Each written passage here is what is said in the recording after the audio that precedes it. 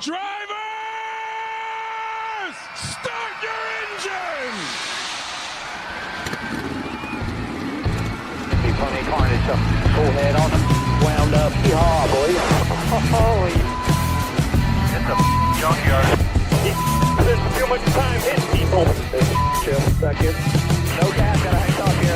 Don't overdrive. Just let me do my job for 10 times. I don't care if I wreck the whole field, I'm over him. He's just a moron. That was an absolute bullshit. Not clear. Awesome. I tell you, Mom ain't racing no. What the f*** are you doing out here?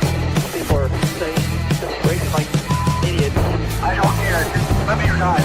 What is he doing? This is embarrassing. What a clown show.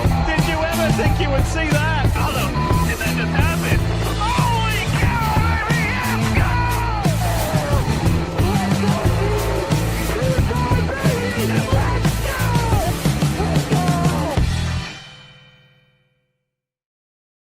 What is going on, everybody? Welcome back to NWP. It's a stacked show tonight. We're going back to one of my favorite places on earth, Chicagoland Speedway. It's a great week all over. Yeah. Over this way is Danny B, Mr. Ballbuster. We have Michael Mrucz joining us tonight. Bobby Dale. Yeah. We meet again. He's racing. He's racing this. Never forget that man. Eric is out for the night, so we will remember his memory, and we'll see him next week because I think it's on his channel. But we're gonna jump right on into Sonoma and more or less the SVG show for the weekend. I'm just gonna get this out of the way right now. Yes, I know I'm a dumbass for picking Zilich instead of SVG in the O'Reilly race. I'm gonna own it. I admit when I'm wrong. And it was a I mean, it was close last year. I needed it because you let me. I needed you to pick him because it allowed me to actually pick him for the O'Reilly race and get a win because my cut pick, Tyler Reddick, he let me down bad. Yeah. Dookie pick. But let's jump into it. Michael, let's start with you on this one. SVG gets the win in a duel with Chase Briscoe. Is it enough, in your opinion, for him to make the chase? I'm just going to start off. We're going to start off with that right away. Rip the Band-Aid off. Oh, man, that's a tough one. I want to see it so bad. I think that would be so badass in his second year to go ahead and make the chase on points. I think it comes down to the final laps of Daytona. I'm going to say that he makes it through. I mean, he put a pretty good buffer on the cut line with that win. He's going to have to put up and Trackhouse, the Chevys, so far behind. But it's crazy to say that he's carrying that team this year in his second full-time season, having never driven an oval before a couple of years ago. It's crazy what he's been able to do this season. Danny, what about you? Do you think he makes it? I put the poll up right now, so that's why I went quiet for a second there. Let's see what the chat thinks too. I'm going to go no. Side note, were you hearing Michael okay? Yeah. It's so weird. You are fine, crystal clear. On my end, he is frozen smiling right now, and he was just sounding like a robot talking the entire time. What about the chat? Can they hear me, or do I have to unplug and plug back in? So I keep it split screen with YouTube on just to the right of it. It looks like it's fine on that end. I don't know why. Just for me, just for Michael, Jarrett's fine, but Michael is a frozen like. You know what? Like you know what? This is a good thing for Random Driver lately. I can't give him any hints like last year. Yeah, I was about to say, Bobby Dale Earnhardt, he's going to be racing in the ARCA race this week at Chicagoland. Yep. I got nothing positive to say. But yeah, Danny, do you think SVG makes the chase? I'm going to go no on that one. Okay. Yes, right now he's sitting 14th, 425 points, and 16th is 401, so it's only 24 points there, but a little bit more of a gap to 17th, which is 389 of Eric Jones. I just don't know. Like, we've seen him slide to be in this position anyways before this. I don't know. I think there's too much time for him to stay right there and be competitive. Now, hey, for all I know,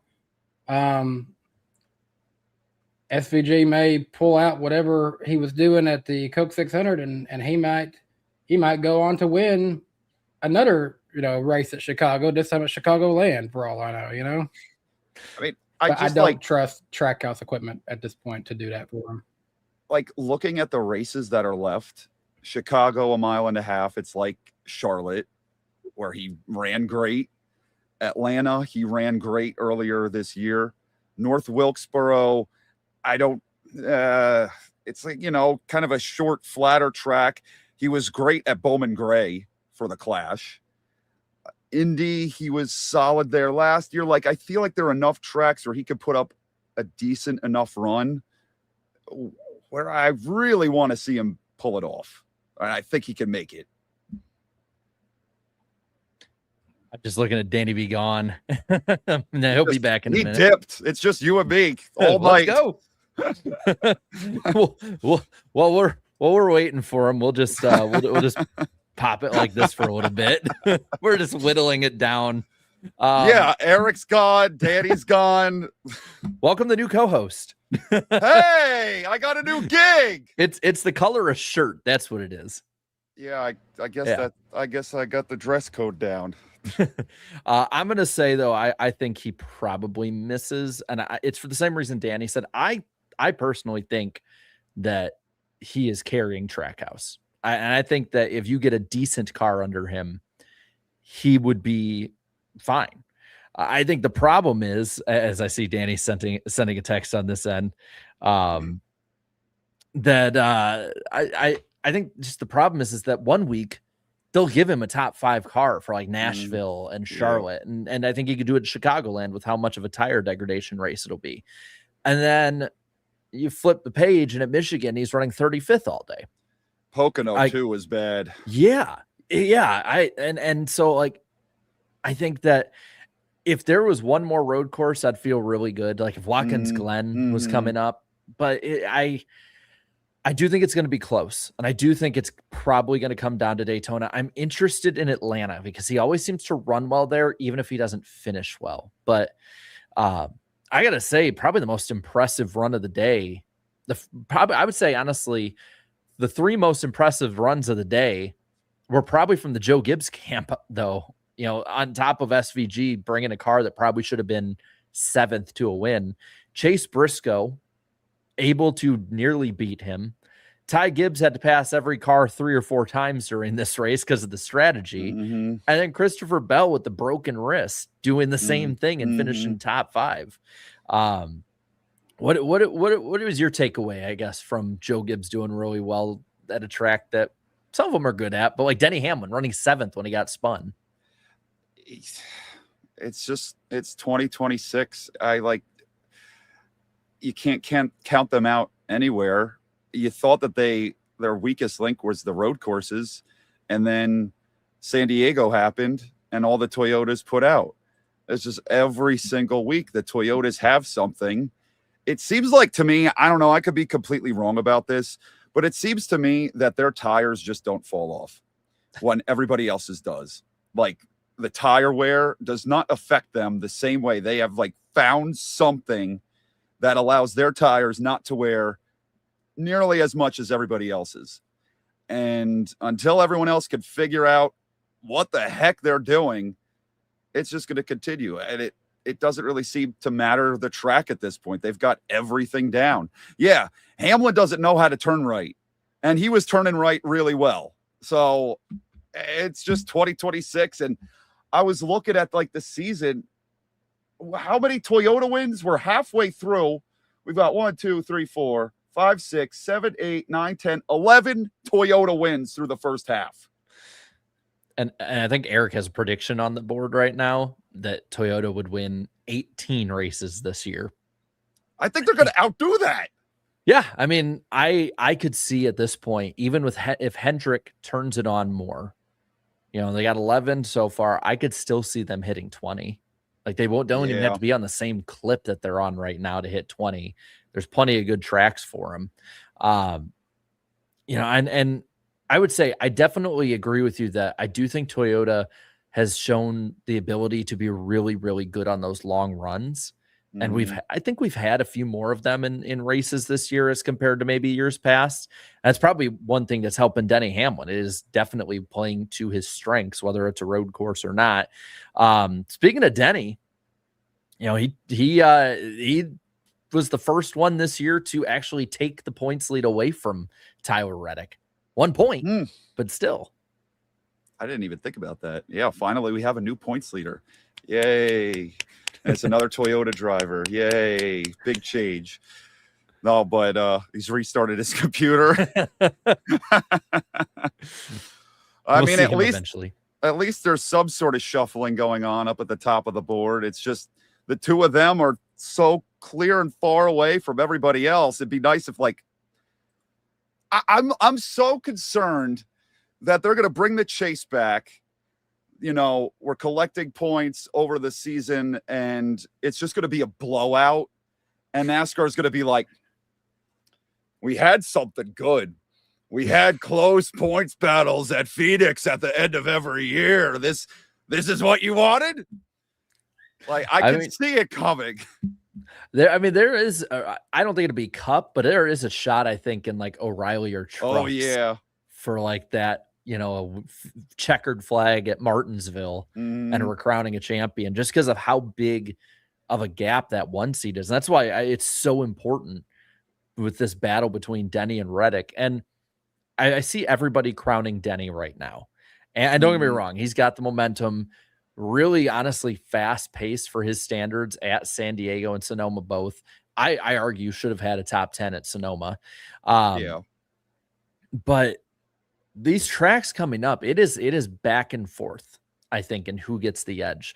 Like, yeah, I think Denny is probably the favorite for Chicagoland, but look at who was battling Denny at the end before the last restart at Kansas, the sister track. It was Tyler Reddick and him going back and forth. Atlanta, Tyler Reddick has the edge over Hamlin, who sucked at race super speedway races. You got the shorter ovals for Denny, but they both suck at Iowa and then Daytona. Like, I do think this could be a dogfight down the wire, and I'm kind of again in that boat. Now, granted, I'm don't get me wrong, I do really like this chase. I personally think it's the best constructed chase format we've had. Just because me too. Yeah, definitely.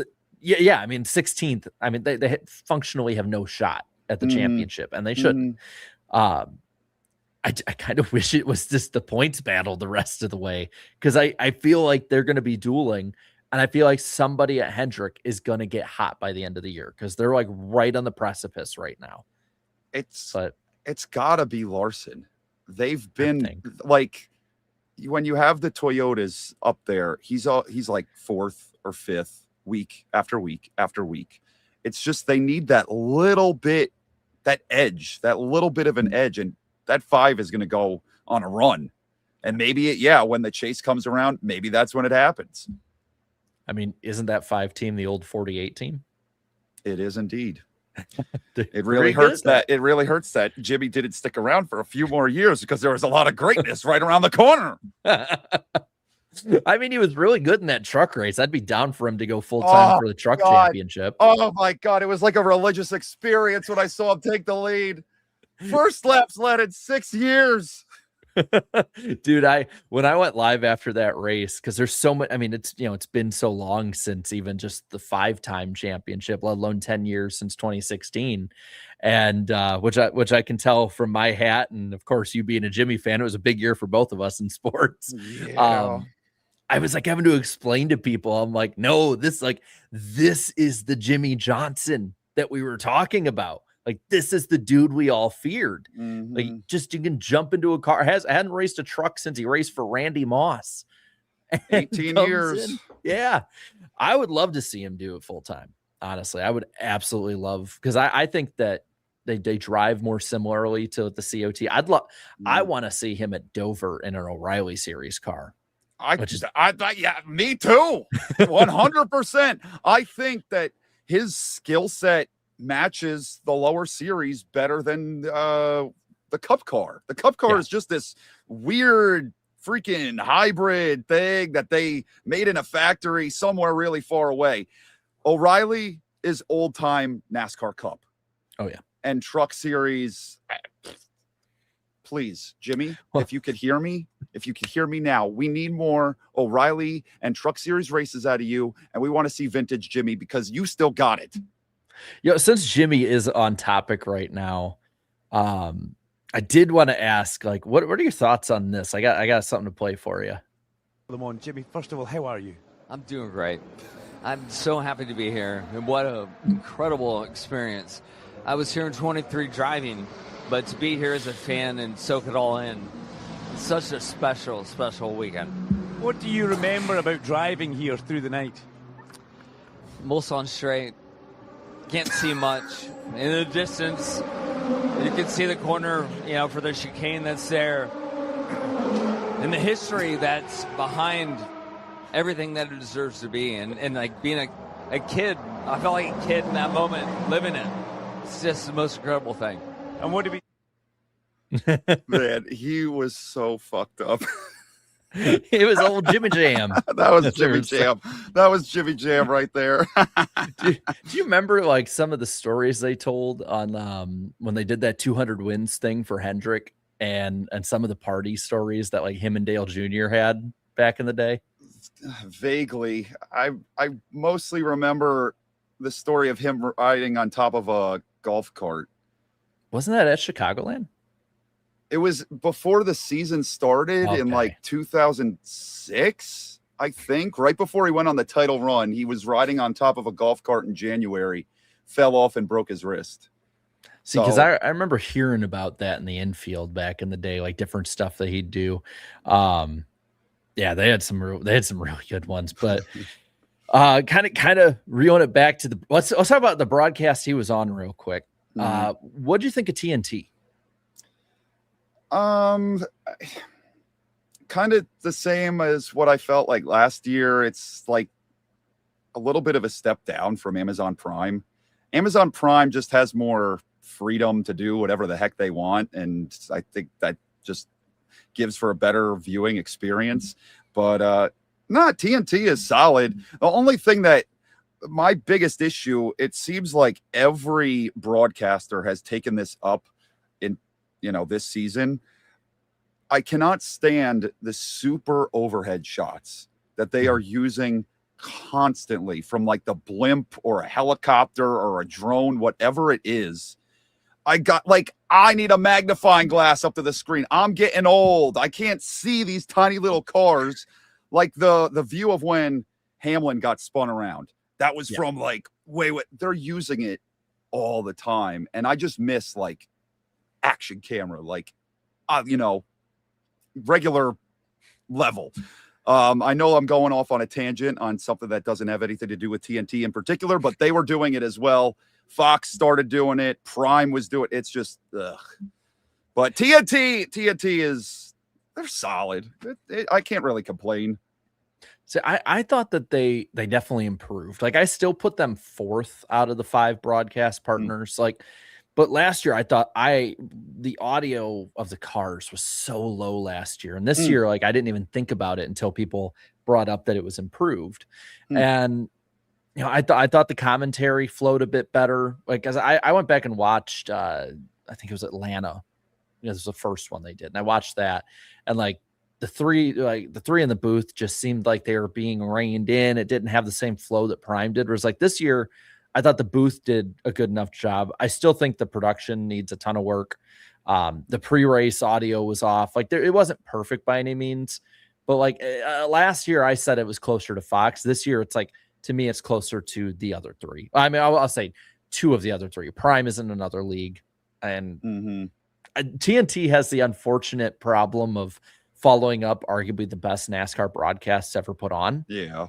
And so it's like having the COT come after the Gen 4, where it's like, yeah, I mean, it's pretty good, but like I'm looking at perfection beforehand or close to.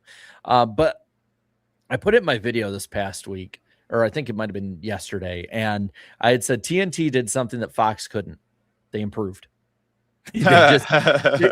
Because we keep hearing all these excuses like we can't do this because we're on television compared to streaming, and it's like, no, I mean, they improved on basic stuff we've been asking you to improve on, Fox. Was it perfect? Nah. I mean, I thought it went from last year being like to okay to it's like it's okay to kind of good. Like I liked it, but definitely could improve. I found it funny after the week that we had where Mike Joy is coming out and like saying all this stuff, and well, people didn't notice we did this or whatever, and I just found it funny that's how it when that happened, that they were actually able to improve. Yeah, they actually were able to improve after we basically were told, "Nah, we can't improve." What do you think of TNT? What I think of TNT? Yeah, this past week. What do you think of the broadcast? Thought it was overall okay. It always feels like watered down version of Prime to me a little bit. But I will say I did like the graphics package that they had, the little ticker over on the side. I think the coloring was kind of throwing me off because it looked like so many people was all red, but I'm like, maybe they're all red cars. I really don't know what the exact coloring choice was, because I looked at one point legit, I saw like 11 straight red cars. I'm like, surely they're not all red out there, right? Oh, but they are. No, yeah, I definitely could see that being an issue at different points. I've always noticed nowadays it's like the cars are either red or blue, and so like they're always meshed together a little bit with it. But no, I thought it was better. I thought it was better than last year. One of the talking points that kind of I think got driven into overdrive this past week though was the attendance at Sonoma and people saying maybe we should get rid of Sonoma, do another track or something like that. And I wanted to get your guys' take. So whichever one of you guys wants to go first on that one, go for it. But like, I found it interesting that this is the week it's talked about. I've not had a chance to go to Sonoma yet. I'd like to one day, but it's just never really played out in my favor to be able to make that one that I planned for yet. So if we're going to get rid of it, I'd like to at least say I could go there before we do that. Just because it's one of those, it in Watkins Glen feels like the most nostalgic road courses. Yeah, we've added so many new ones over the last however many seasons, but consistently as a kid, it was those two. If I played a NASCAR video game, there were two road course options on there, aside from whatever fictional ones that was put in by EA Sports. But no, I'd be a little sad if it goes away, but I also wouldn't be shocked either, because yeah, I think so many fans would prefer to go out there. And granted, I don't think the weather was as bad this weekend as it has been. They'd like to go when it's not as hot. It's going to be probably hotter this weekend in Chicagoland than it was at Sonoma, it sounds like. But I don't know. I know a lot of people would love to see it wedged into the West Coast swing so that you can get that early period green Sonoma race. Yeah, that'd be cool. It would be sad to see it go. I was pretty shocked at how empty some of those grandstands were. Like, I don't think I've ever seen it like that before.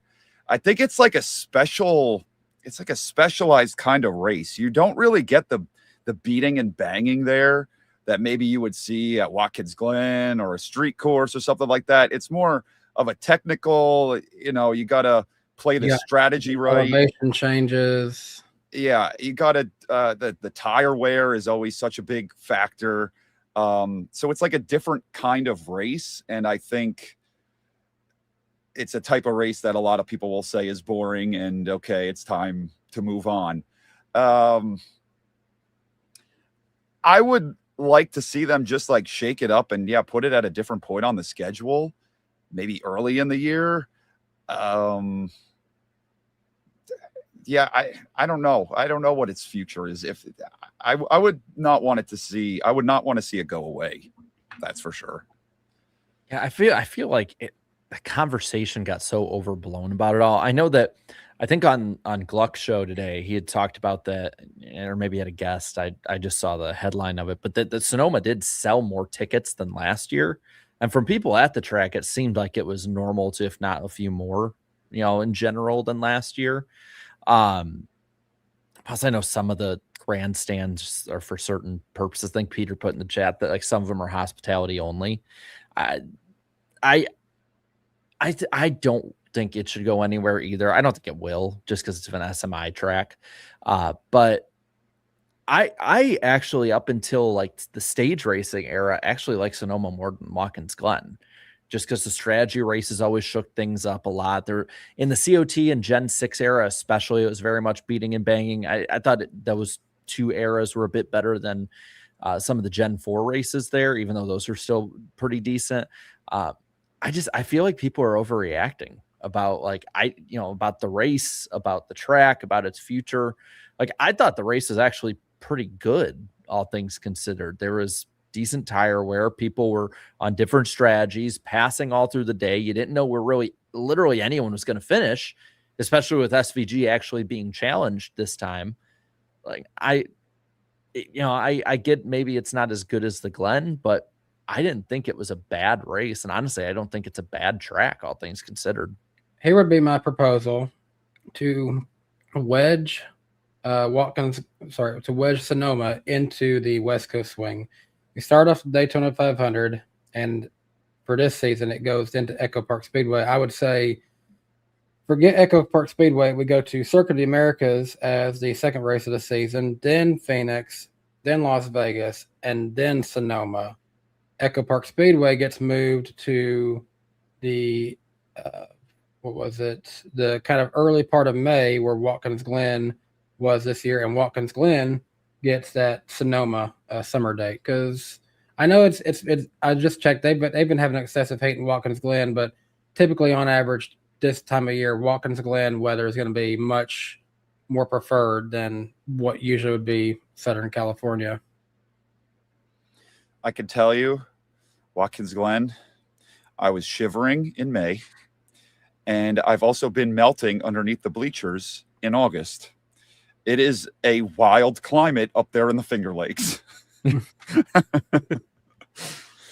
Yeah, I mean, I will say I would also like it at some point when Sonoma is green, and not just because it looks nice. Like, people would after 5 laps be like, okay, whatever, if it were the same thing. But I like the idea of rain racing if NASCAR allowed it to be. If it rained too much, they wouldn't. But I enjoy when they put the wet weather tires on, whether they did the race in March, April, or June, or May. Like, if they could have wet weather tires on for a race there, I do think it'd be really fun to watch.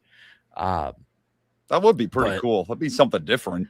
Yeah. I mean, it would be a change of pace. I mean, remember how fun that New Hampshire race was a few years ago? Like the Watkins Glen race when they got it back going. And I think like McDowell went long on the wets while everybody else was starting to put the dry tires on, and they're searching for puddles. Like, I feel like that'd be a lot of fun. But I think for now, they're probably going to keep it where it's at. I mean, I don't think Sonoma, in my memory as a fan, and I've only watched since 2005, but I don't think it's ever been outside of June except last year. Like, I was looking at this, I think last week. I think it's always been in June, and maybe some of the earlier races there were in May, and that's it. Yeah, I mean, they're pretty comfortable with where it's at, and it's usually not too terrible with it. Let's move forward though. Let's look at the points, since we got those. So I put the top 13 in this one. I'm trying to get them at least so we can get everybody on. So Denny Hamlin has 719 points to Tyler Reddick being 1 point back. Then you got Ryan Blaney, who's 104 back. And it's pretty much the battle for third behind him. Ty Gibbs fourth. Fifth is Larson, Elliott, Busher, host of our Suarez, Bell, the top 10. So Bell moves up into the top 10. Then Briscoe, Byron, and Bubba Wallace in 13th.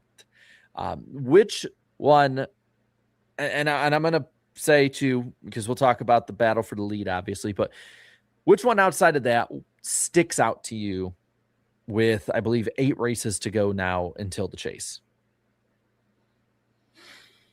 I mean, I think I've said it before, but it's still Bubba to me because of the fact that he was up there literally with Reddick leading this very early on, and he has just continued to slide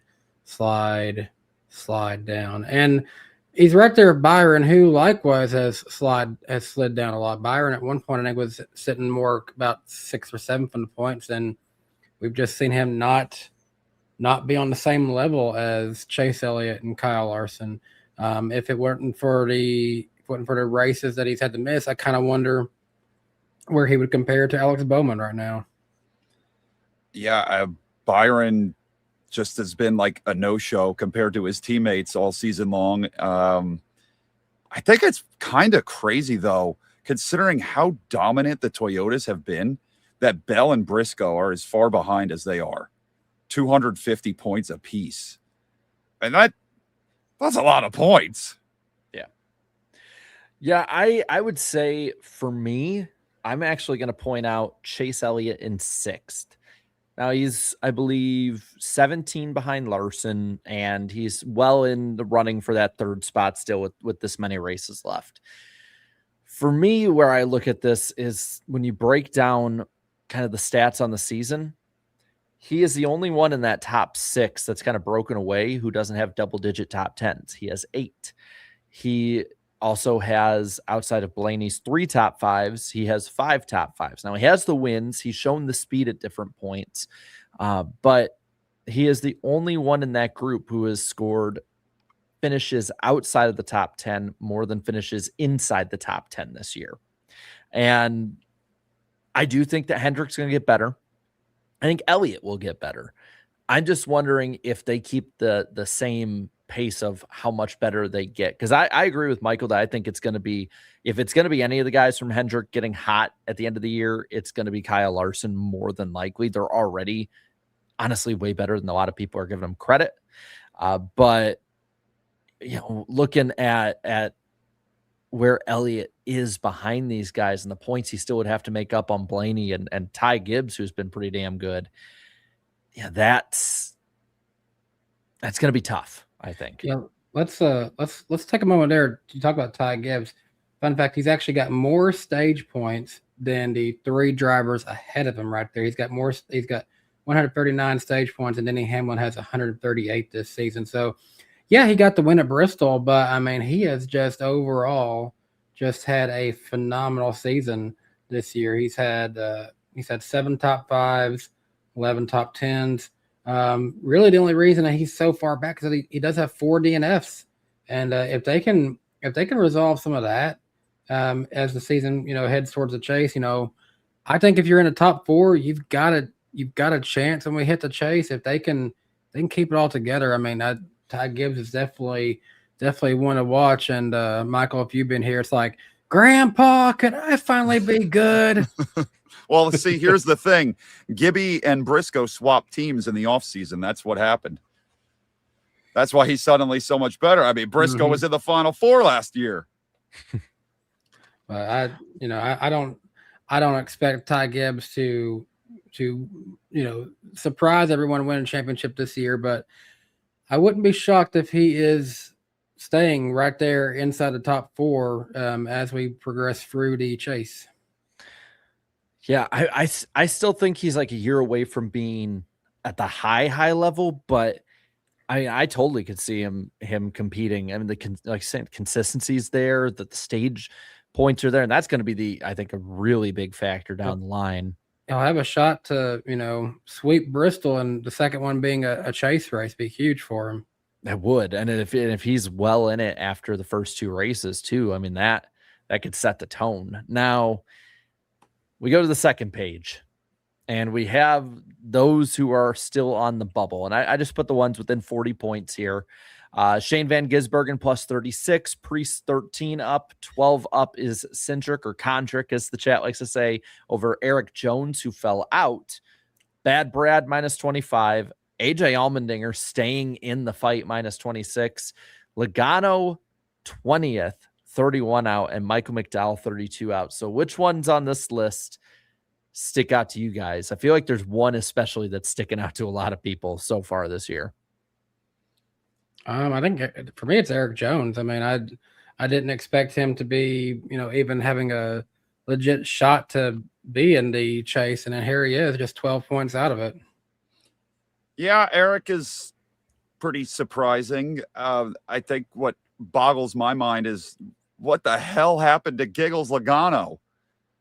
It's supposed to be an even year. Yeah, what on earth is that team doing? They don't show up most weeks. I mean, it's the inconsistency so far that's just been mind-boggling, or maybe enough to rip your hair out if you're a Logano fan. Noah Coleman says no hair equals no horsepower. I didn't even mean that to be a Logano joke. Shit. Damn it. Damn it. Anyway, that was honestly, that's a pretty good mistake on my part. He does have North Wilkesboro coming up. Atlanta, they've been fast at.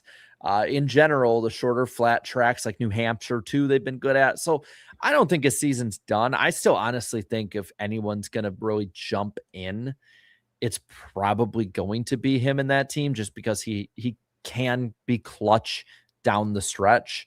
31 points, he can make that up. I still think he's due a win at least once this year. I don't think he goes winless, and I definitely think it could be before the chase.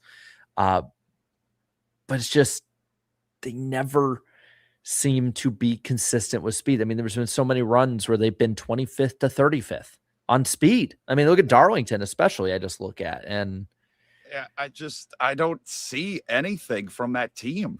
Like, they don't since Phoenix, they looked like, okay, typical 22 car. There's nothing. Yeah, I kind of agree with this guy. Ford's bidding time until the new body comes out. Yeah, I mean, I don't think, honestly, as much as I want AJ to jump up or McDowell, like I don't think they probably will unless some craziness happens. So it's just this battle with the 60, the 2, the 6, the 22. Like, you have all of these Fords around this line, and outside of Blaney and Buscher, who are the complete outliers, number one drivers at their teams, Ford is 15th, 16th, 18th, 20th, 23rd, 26th, 30th, and 31st in points. Yikes. I mean, to just going back to Penske as a whole, to his credit, yes, he's third in points, but I mean, I would have expected Ryan Blaney to be, I don't know, contending for more wins than he really has. He got edged out by Ty Gibbs there at Bristol, but other than that, it's just like he's there and around the top 5, but he's not. Actually, no, he's not really around the top 5. He's only got 3 top 5s this season. That's the crazy thing. He's got 13 top 10s, and only 3 of them are top 5s. And he's run up there. Like, I do think you're right that he has run up around there. A lot of times it's the pit crew issues, or it's the car goes away during the race. It's just, I think Ryan Blaney this year is the best Ryan Blaney we've seen on the track. I think the problem is everything around him is not there for him. But this weekend, I think, is going to be an interesting one for the chase, just because you have a track that a lot of them don't have experience at. It's 7 years older than they last were there. It's ripping up tires pretty bad. I'm curious to see how big a change it makes. Yeah, I really don't know. I know Larson's gotten some Goodyear testing time in there recently, and yes, Alex Bowman did win the last race there. Kyle Busch, God rest his soul, he won one before that. But Larson finished second in both of the last 2 races there. So you've got to believe he will be a favorite to win this one. But just, before we hit this road course spell, I mean, Hamlin was proving it don't matter what track he goes to, as long as it's not a squiggly, he's going to probably win it. So, I mean, I got to believe Hamlin is going to get back to it and likely win this one as well. Didn't Denny test there too with Larson? I can't remember if he did or not. I feel like Bill did, but I don't know don't know if Hamlin did. I think that didn't they also do multiple tests though too? I didn't think it Yeah. was just one. Either way, I could totally see this being like some of those Kansas races. Oh, he did. Oh man, Yikes! that could be a Larson Hamlin duel. Like, oh, and Blaney did, which would be pretty good. I would say for their chances too. I could see that being a duel at the end. I think it would be really competitive. We'll talk more about Chicagoland in a bit. Let's go to the TV ratings, and it's a mixed bag. It is a mixed bag for sure. The Cup side is the ugly side of the bag. Cup got 1.8 million viewers on average. This is down 18% year over year from Sonoma. I know people are like, well, it was up from Atlanta. That was 1.6 million last year on the same weekend. That race also is, I believe, rain delayed an hour and a half, 2 hours into a Sunday night. Probably not going to help your viewership either as a first race on a cable network. Regardless, not good numbers. I know they're like, well, the World Cup Canada game was against it. It was against it for about 40 minutes. I don't think that we got to cope. I don't think necessarily it was killing the entire broadcast. I know that I think it peaked at like 2.2 or 2.3. But I don't know, I'm kind of getting tired of this. Well, it was because we were against this. Well, we're always going to be against other sporting events, unless it's like Daytona 500 Sunday. And even then we are at times.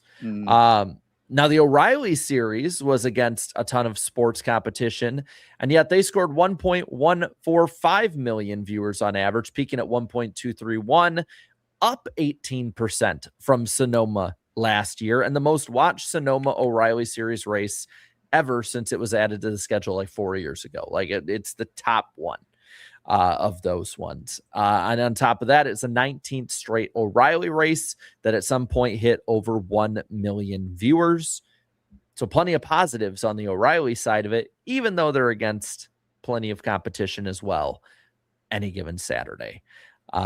Saturday evening, which is supposed to be a death sentence to the Cup Series now, doesn't affect O'Reilly at all. Imagine that. It helps having good broadcasts that are readily available. I think that's what we've learned. You got to have really good broadcasts readily available on areas that people can get it at any point. And I think that's why CW and Prime have been so good. But I just kind of think if you're a sponsor of a Cup team watching this and you're watching the O'Reilly series get over half of what the Cup side gets, sometimes within 700,000 or less viewers, where's the ROI if you just say, screw it, let's do the O'Reilly series that's growing and put your money into that series? Like, I kind of think that would be a conversation if this continues another year or two that I think is realistic to have. Maybe it's not. Maybe I'm out of my depths on this one. I could be, but I think that's a real conversation that could be had. And then the poll. I polled everyone. I asked what they thought of this race. 11,000 of y'all voted, and 11% said it was a great race. 59% said good, so 70% net positive, 25% average, 5% negative. Of 7 polled Sonoma races since I started running these, this is 5th of 7. Interestingly enough, though, all of those top 5 are all net positive, between 70 and 75%. So Sonoma is pretty consistent on that. And it is the least negatively voted Sonoma race ever. 26 of 40 polled road course races, definitely far down from San Diego last week, which was literally the top voted road course ever on the poll. Wow. And 14th of 20 races run this year since being polled. So a mixed bag.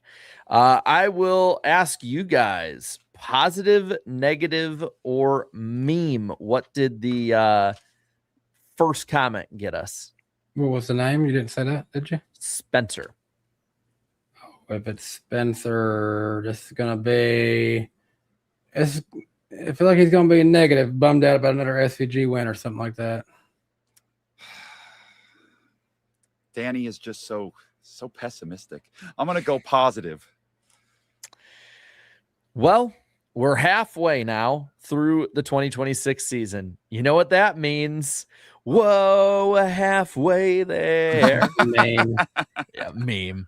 I'm not going to sing further than that because no one wants to hear that. Side note, our chat is saying, go USA just went up 1-0. America, Oh. baby, America. Ethan had the top comment says Connor Zillage scores a top 10. Yeah, I wish I would have got Finally. that top 5, but oh well. First Hammer career down. top 10. Yeah. Hammer down says TNT is still better than Fox by a mile, but it was still a sloppy broadcast. Just kind of what we were talking about. Eric Elston says everyone's brackets in shambles as Bowman beats Reddick. Yeah, there are actually no perfect brackets left for the in-season challenge. Oh my God. It's such a waste of time, even filling one out. It's more impossible than March Madness. You pick a bunch of tracks where just the most outlandish crap can happen. I don't even bother filling one out this year. Bowman's, that was good for him because he's got to go up against Austin Cindric, and being the defending winner of this track, I feel like advantage to Bowman there. I still have fun with it, but I do think honestly, even without that part in with how they've been, I'll give Bowman the edge for sure. Imagine Bowman wins this whole thing after the season he's had. That would be he'll be this season's Ty Dillon. He could be this year's Ty Dillon. Can you win the in-season challenge with not having completed all the races? I mean, he's in it. He got a waiver. Did he get a waiver? I think he got a waiver. We'll ask Bob. How about that? This is the only time where you can talk about rounds of 16, rounds of 8. I think I brought it up last year that I honestly thought the playoff format we had would have been fun if it were just a meaningless bracket challenge like this. Like, we know it doesn't mean anything for points or anything like that, and I don't want it to mean anything for points. I have fun with it. I know it doesn't mean really anything outside of the winners, but like, I like the idea. I'm glad that TNT didn't over focus on it this year like they did last year. Well, wait. We could get a game. Let's play along with the chat right now. I'm going to ask every single one of you, Bowman or Cindric, who wins this weekend? Bowman. Okay. Gilliland, Hocevar. Hocevar. Yeah, Hocevar. Briscoe, Gibbs. That's a tough one. Ty Gibbs. I'll go Briscoe. McDowell, Elliott. Elliott. Yeah, Elliott. Hamlin, Jones. Hamlin. Yeah, Hamlin. I want to say Jones, but I know it's Hamlin. Busher, Bell. Busher. Bell. After what he showed last week, I'll go Bell. I got Busher. Byron, Larson. Larson. And SVG versus Blaney. Bold SVG. Ooh, I like That it. would I be like bold. Something's going to happen to Blaney. I'm going to go Blaney on this one, but I like it. We'll see. Come back. We got to come back to this moment. See who was right. Few more comments here. Caleb says, I miss Prime, which I think we all do, regardless of what we thought of TNT. Duke Chronic says green races are the best road races. And the gutter comment was from Sloth Nerd, who says, no more road courses, please. Too tired of SVG winning. I mean, that's not that bad for a gutter. No, we've had way worse. We've had way worse. So I'll do it for the Cup recap. Let's talk about the O'Reilly race. I'm going to be honest. There's really not too awful much to put into talking about the O'Reilly race other than SVG whooped him. Mm-hmm. He's just got it down. He's got it figured out. And I guess I could say this. You look at him right there down below. Viking cars, 4th and 5th, Alfredo and Retzlaff, which I believe. That was cool. I want to say on Door Bumper Clear, they talked about that they actually bought a ton of the colleague equipment. So it might not be too shocking with that context. They've done decently this year, but still, like, that team's taken massive leaps. Alfredo posted on Twitter, like, what a difference 1 week makes. The week before at San Diego, he's getting carted off by an ambulance, and the next week he's got a top 5. Speaking of 1 week to the next, did you see that Sheldon Creed knew the fence climber at San Diego? What?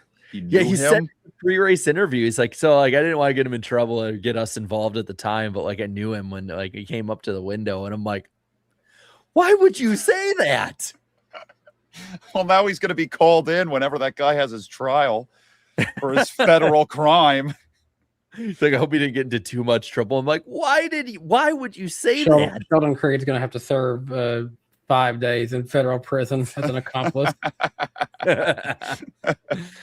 But just those two in the luxury federal prison suite, basically, for 5 days. Do they have flip-flops with them? Looking at the points as they're going now, Justin Allgaier choking away that points lead. Oh my God. A small 207-point lead. That's it? That's it. 207 points over Jesse Love. 6 behind Love is Day. 3 behind him is Sheldon. Breaking the law, Creed. Then you got Austin Hill in 5th. Quapple, Smith, and Jones, the top 8.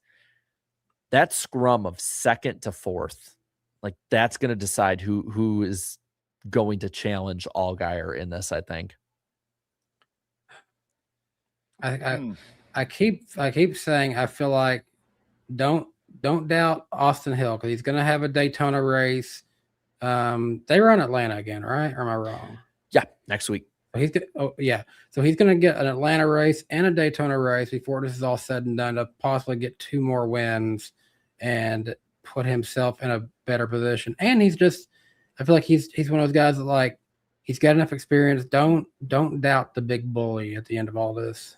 The big bully. That's what the chat calls him.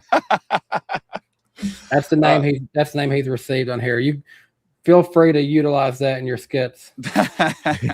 I call him Austin Hillbilly. I mean, as long as he doesn't try to murder anybody, he can make a run.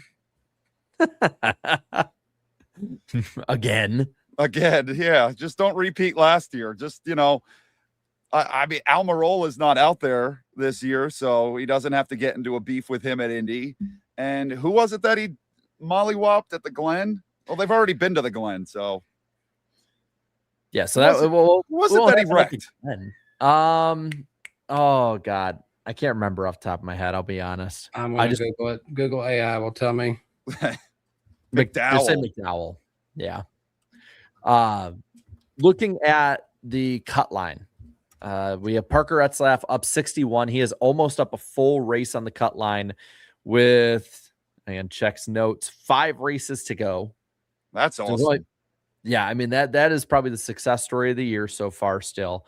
10th is Sam Mayer plus 38. Brent Cruz plus 21. Gray is 20 over Sawalich.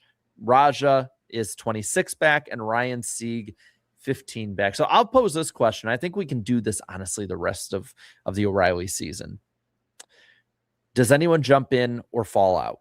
Well, they have to fall out if someone jumps in. But who on each side jumps in or falls out, if anyone does, or do they not? We've seen Brent Cruz play this game for a few weeks now where he's in and he's out, and he's in and he's out. We also saw Sam Mayer in a much worse position not even that long ago. We were wondering, would he even make it? So I don't know. I feel like it'd be either one of those two. I kind of think it stays the same. I don't see it changing. They're the too inconsistent, those beneath the cut.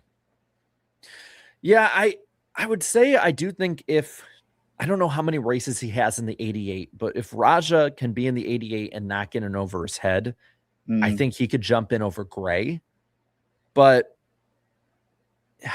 2 super speedways left. Because reading off what's left, we have Chicagoland this week, then Atlanta, Indianapolis, Iowa, Daytona. So there's still plenty of shifts that could happen. I think if anyone is to jump in, it'd be Raja. And I still feel like Gray would be the one to fall out, or Sam Mayer, just because it seems like anything that can happen to him will.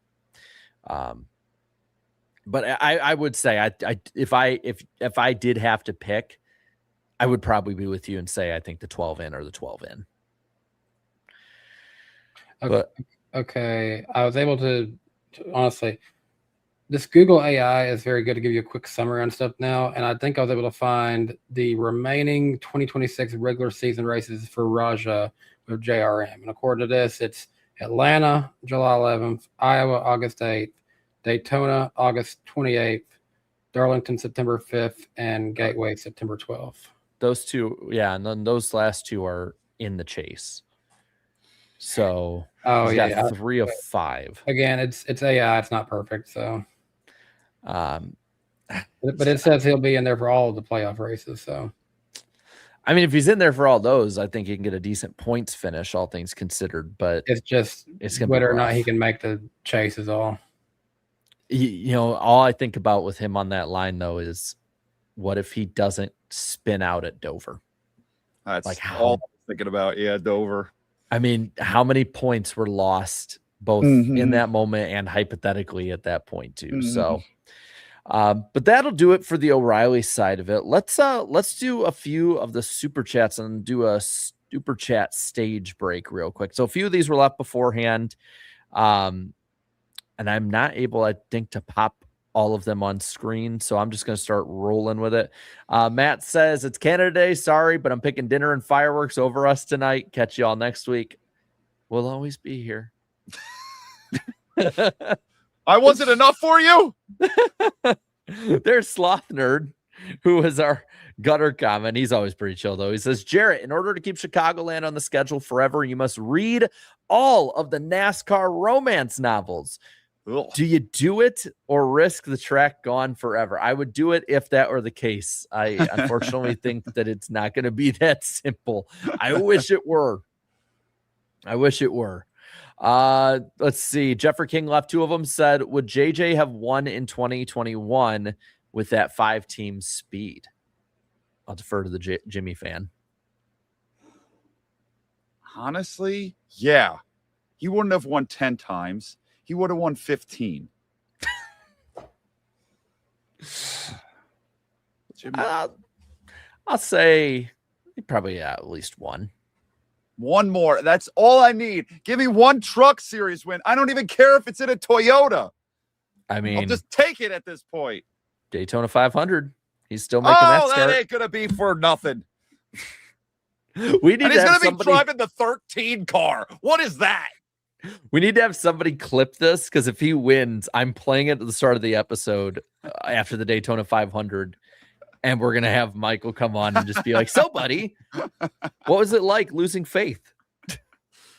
I will never lose faith in my boy. It's just, I'm going on history. He says also Larson was not the only reason in 2021. The 48 and the 5 were, or 48-5 team was fast. Let's see. Eric here says, so hyped for the weekend, making my way to Chicagoland from Canada. Awesome. Very nice. Heard Zane Smith say he was hopeful to get his first win here. How do you guys feel about Zane going to Chicago? I think he can get top 5, 10, top 10. Top 10, sure. When keep dreaming, buddy. Sorry. I mean, you never know what the strategy in these races, though. Like, it just one thing has to go right. I mean, what if it rains? It can happen. I hope not, because we're going to be there. At least me and Danny are. But like, yeah, could He's happen. definitely been one of the pleasant surprises. Like Parker Retzloff is the pleasant surprise of O'Reilly. I think Zane is that of Cup. Like, just kind of unexpected and running much better than the equipment really should allow. Yeah, I mean, you get him a top team, and I think he'll be really, really good. Nothing better than O'Reilly race on the 4th of July at Chicagoland. Can't get much better. Praying for CJ2K and his family. Yeah, I don't know if you guys know if I'm repping the Chris Johnson jersey tonight. Dude was a beast back in the day. I remember watching. Literally the fastest running back I think the Titans have ever had. And we had Derrick Henry, we had Eddie George. We had a lot of good running backs. I think he was the fastest one that we ever had. He earned every single one of those 2,000 yards. And, man, just to see him how he was in that interview on Monday just shocked me. Very sad, like to the point, like, and I thought it was so great that the minute he knew he had ALS, they went and got his voice recorded so that when you hear him speaking through his system, it's still his voice, and I really like they were able to do that for him. Well, Enver Arno says Brandon Perna, that's a really good channel, said he is the fastest NFL running back ever. So I remember at that time he hit like 20-something miles an hour. That was insane. I think in 2009, had he not got hurt against the Ravens, I think Titans could have probably done something that year. Let's finish off a few more of them here, and then we'll head on to the next segment. The Mrucz podcast when Danny fell out. That's going to be the spinoff. We're going to have our own separate thing going now. This weekend, we celebrate us telling England to F off. Celebrate safe, everyone, and happy birthday to the greatest nation on the planet. I lit off fireworks for I think like 17 years straight, and the worst I got was a blister on my hand from it blowing up on my hand once. Or blew up and hit my hand. Never blew off my fingers. Knock on wood, that never happens. A Beast of Metal says Danny B is glitching out harder than Reddick's power steering en route to a record-setting NASCAR headline. Most laps completed by a Sears Point last place finisher by 7 laps, and no DNFs this week. Wow, no DNFs. Huh. A couple more here. Larson has been better than Reddick and Hamlin the last 6 weeks, except Nashville on average finish and top 5 and 10s. Didn't get a lot of wins though. That's like Larson's got to break won 3 races in a row. I think that matters a little bit more. Yeah, he's got to get the wins. That bonus, that 15-point bonus for winning a race, freaking huge. I said when we were arguing points formats last year, I'm like the whole change that they needed to make the whole time and after 2003 was just give the winner more points. We didn't have to do any convoluted stuff, and it makes swings. NASCAR only worries about. Sorry, imagine 2018. How many wins that the Big Three was getting if we could have seen this system with that. Oh, I think that would have been a hell of a fight. I would think just because they would have raced different too. Yeah. NASCAR only worried about the case because they don't know how to market the final or the chase because they don't know how to market the final 4 races. Is that what they meant? NASCAR, oh man, I got to get out my thesaurus. Only worried about the chase because they don't know how to market the final 4 races. I guess that means that they were only worried about switching to this format. I guess that's what they're going for. They switched to this format because they couldn't market a package of 4 races. I don't know. We'll keep. Fuck it. Nobody wanted that anyway. David Bell, thank you for being a member and saying wishing everybody a safe and fun July 4th. Yep. And then we'll call it on 3 more. Genuine question, but was Denny's second place finish at Sonoma in 2016 an outlier when it comes to him in road courses? I remember his battle with Tony. Sunday's race kind of reminded me of that race. Definitely in recent memory. I will admit I don't have Denny's stats on. I gotta look that up. What are his road course stats? Is he that podunk?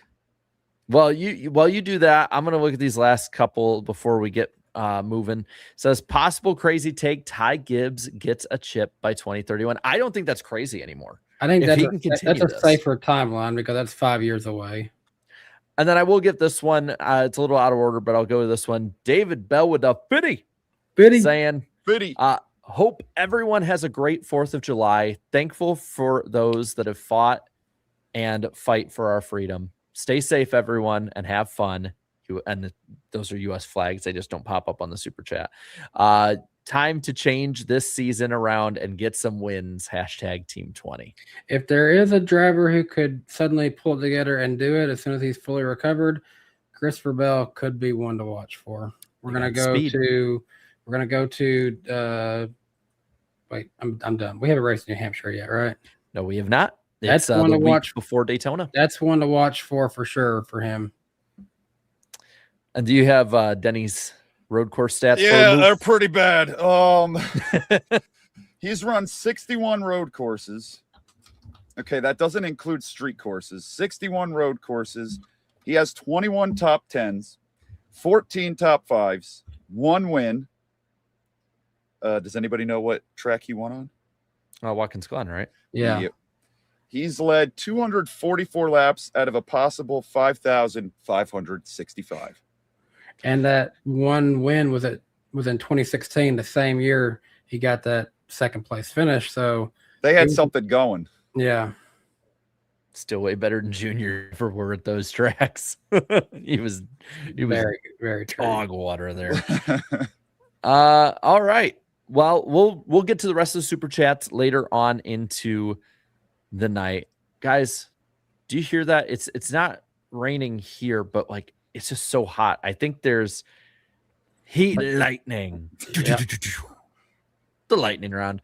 Let's jump into it. First off, we have the NWP channel that's linked below, as well as the two co-hosts, as well as Michael's channel. They're all linked below. Subscribe. Yeah. Legacy has announced one of their next celebrity investors. It's Guy Fieri. This week we're hitting the road and going into Legacy Motor Club on diners, drive-ins, and dives. What on earth is going on over there? You know, that's the $1 million question. What does he need all this money for? All these Darius Ruck. What is going on? Is Legacy just one big Ponzi scheme?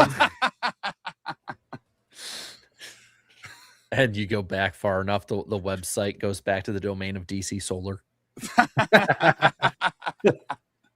Looking at some of the others here. Trackhouse is planning on building a new facility in Kannapolis. So for anyone that was wondering if the Nashville dream was still alive, it is not. That was never going to happen. Well, they still have have Nashville on their Twitter account as their home base. It's like maybe an HR office or something like that. That's really about all it ever will be here. That's actually the DC Solar one. No. Red Bull has created their first NASCAR-themed cans in 15 years, featuring the likenesses of both Shane Van Gisbergen and Connor Zilisch. And yes, 2011 was 15 years ago. Monster Energy and Rockstar, you have 24 hours to respond. The IMS Racing Museum will have a Jeff Gordon exhibit that is up now and will go all the way through February of 2027, featuring, I believe, 13 cars and a bunch of different memorabilia from his career. If you haven't been to the Indianapolis Racing Museum, it's amazing. We got when we were there in 21, we got like the full tour. Got to go in the basement too. I think that's more opened up now, but back then it wasn't. It's just such a great place if you're a racing fan. You don't have to be NASCAR, IndyCar, any type of racing fan. You would love it there. Plus, they did the renovations, I believe, a year or two ago too. So it's top of the line. And then all iRacing properties, games, sim, all of it are on sale through next Thursday. So if anyone wants to jump on that or get the game at a cheaper price, you have that. And then we were not paid to say that. No. I haven't talked to them since like last August August. And then next week we will be live on Eric's channel, July 8th at 8 p.m. Eastern time. And that will do it for the lightning round. And with that, we're going to pop another one on. Let's go to the headlines, guys. First one, I think this is the biggest one that a lot of people were talking about and looking at. Is Dodge coming back to NASCAR next year? According to the likes of Jordan Bianchi, it is becoming more and more possible. So I'll read off a couple things here before we kind of dive into it. They're still targeting 2028, but the garage has been a little bit surprised by the accelerated timeline. The proposed Challenger body has already passed initial wind tunnel testing, and Stellantis has had breakthroughs in who and how the engines will be produced. And the intention is that Colleague will be that flagship program for Dodge when they jump in.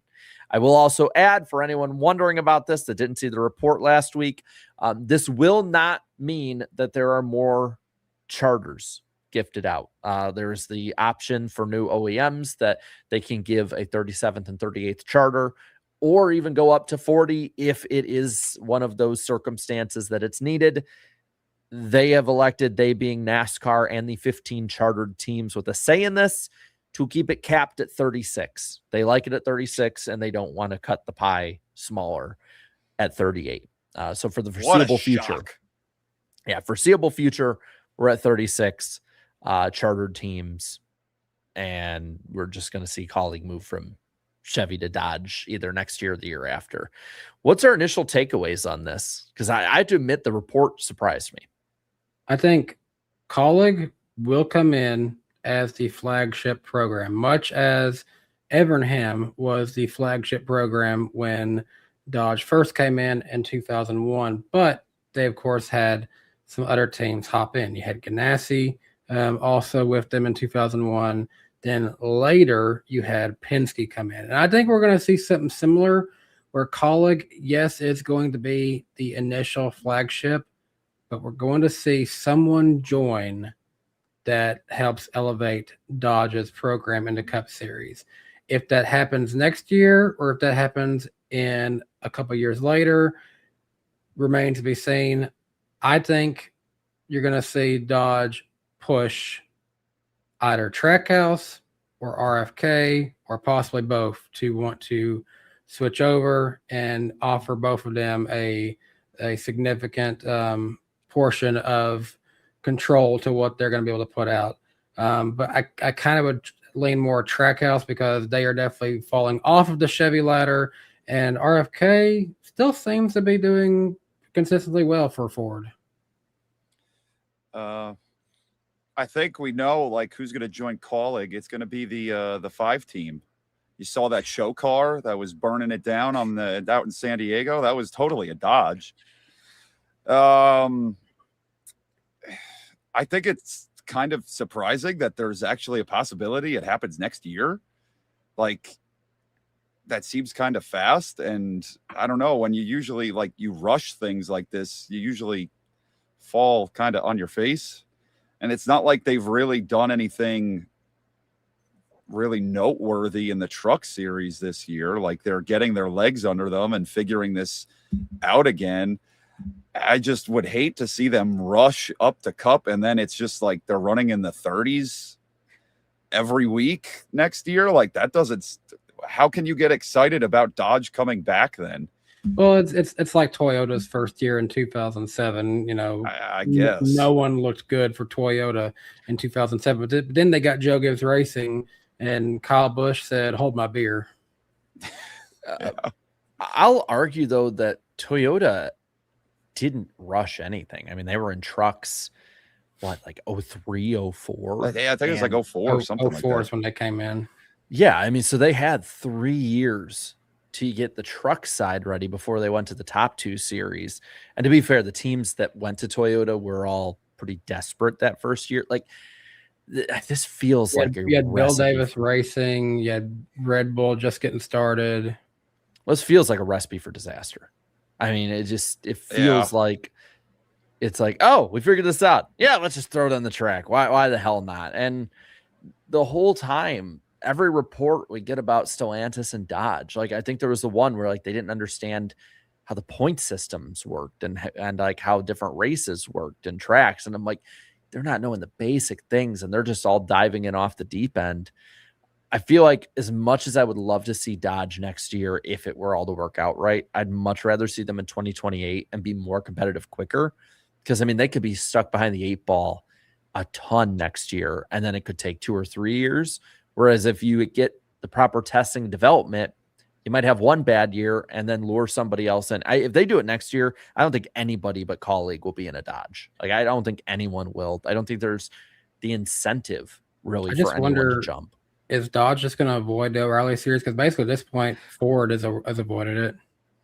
Well, I honestly don't think they would avoid it just because it is a requirement. The Ford thing was a weird circumstance. I still do have at least one Ford every now and then there too. I just go back to the team side of it. You know, there's no incentive for anyone but Kaulig to jump to Dodge next year or even the year after that. Like, Legacy might be nice, but they've finally started clicking it with Toyota. I guess Kaulig could theoretically bring back their O'Reilly Series program if it means that it gets Dodge a place there as well. Yeah, it would be the factory team, I would think. They did say that they were just like putting it on hiatus, that they weren't shutting down O'Reilly forever. I remember them saying that at some point. Yeah, I think Trackhouse makes sense to me to eventually end up with Dodge, just because I feel like they are falling off so much with Chevrolet. But then I think you run the risk of potentially losing maybe some prospects who feel pretty tied into the Chevy system, like a Connor Zilish. But I don't know how that would really treat things in that situation. I feel like they'd honestly, if and maybe it's a way longer off, because I know it's not dead, but it's definitely been put on the back burner. But Honda was talking about it until they figured things out with IndyCar about jumping in. I almost feel like that would be a really good fit for Trackhouse, just because this Dodge thing just to me feels like it's going to flame out with the way that they're doing it. It's like everything is really for show, and they're trying to rush things. The more I think about it and the more I see about it, it just seems like this is, hey, we need good PR and some crazy stuff to do. And I just don't know if Trackhouse would jump at that either. That's it. I'm trying to see how it makes sense for certain teams, unless Dodge goes and tears it up at the end of 2027. I guess there are some outsiders that could also play into the Dodge system. I mean, Rick Ware could potentially, be like just an extra Dodge. You could see Haas do that. And Haas would actually be solid to have more O'Reilly Series cars also tied into that. I guess there's Hayek. They could potentially become a Dodge team. There are a few others that could factor in and just kind of filter in there, so it's not just Collick being the only Dodge. But like I'm seeing, people are saying, oh, money talks, like going to the Cup Series. Let's just get up to Cup and, make more than we are in the Truck Series. But yeah, like Jarrett, you're saying, is the point just to make a few bucks but suck and you flame out, and all this hype that you have built about your return, then nobody cares because you're running awful? Like, that doesn't seem like a good strategy at all. I would rather have a longer runway and get to Cup when I'm ready, and then I'm challenging for wins. If you really want to have Dodge in the headlines and, I don't know, sell a few Rams or whatever the hell you're trying to do. Here's a name just to watch for of Dodge, just because they do have history here, and we was literally talking about how much of a slide some of their drivers are this year. I mean, not that it would happen next year by any means, but Penske, maybe. I mean, if they don't see a significant increase in performance over the next few years of Ford, why keep that off the table? I mean, they've all said it is the car. I don't see why you'd give up being number one with them with Ford though. I don't know. They're not all making sense to me. They were number one recently with Ford, but this year they don't look at. See how the next 2 to 3 years go is what I'm saying with them. I just think it'd be an overreaction, and we do know at least the RFK isn't, because Brad Keselowski squashed that. I mean, hey, that's true. You're right on that. But hey, with Penske, let's never forget they literally won a Cup Series championship with Dodge and then went to Ford. So nothing's impossible. I mean, maybe. I can't. I want to see it make sense first before I were to jump on that. Wait and see what the new body for Ford is like before they make that decision. Give it 2 years with that body, and if we still see Joey Slogano, then let's do something.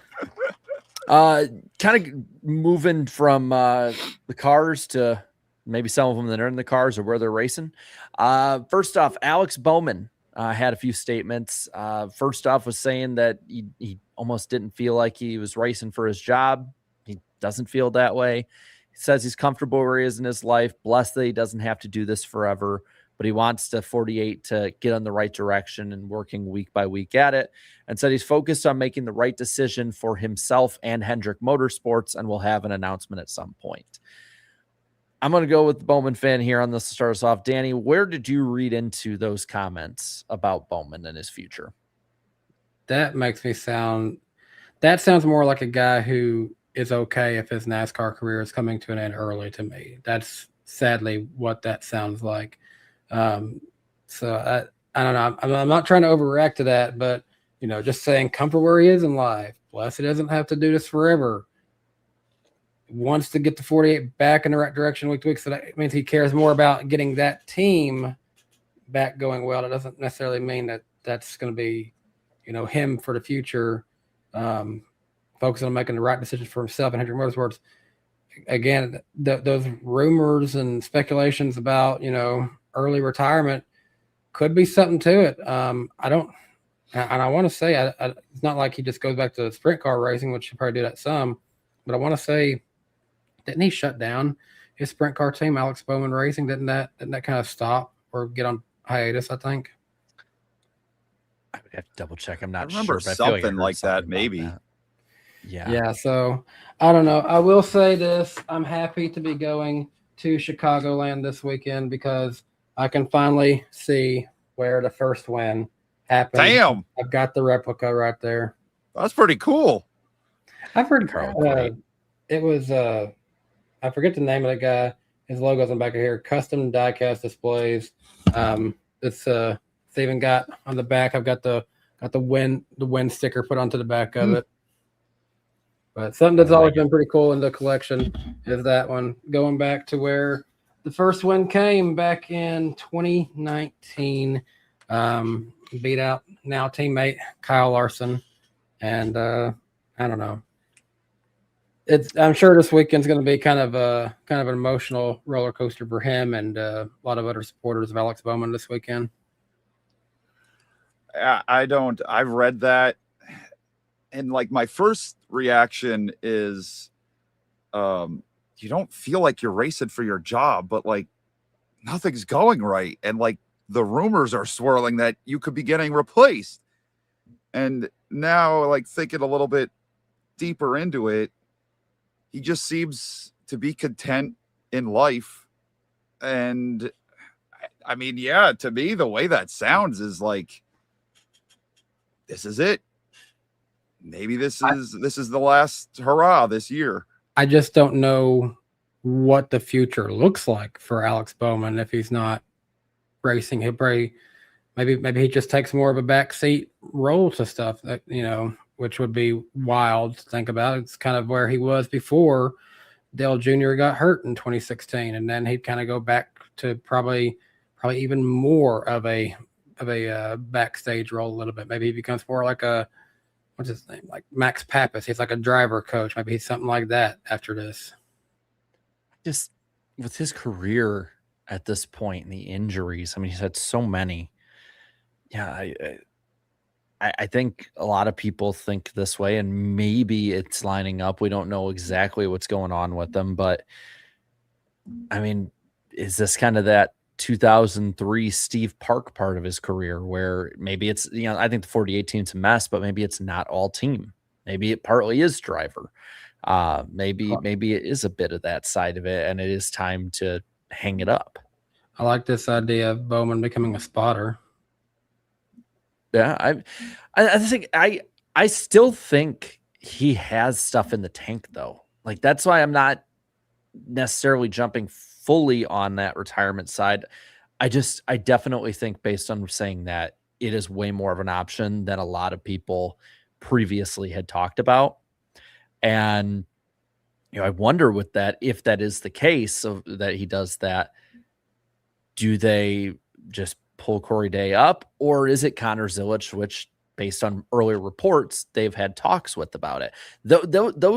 These two things together or separately wouldn't lead me to think the retirement side, but when you look at them together and in a story, and the fact that it's gone on this long and there's just no sense of stability in this, that's where like I kind of get worried about it. And if it's best for him, it's best for him. That's at the end of the day, the most important part. But it's kind of sad to me because we've seen how high of a peak he can get, and he is a damn good driver.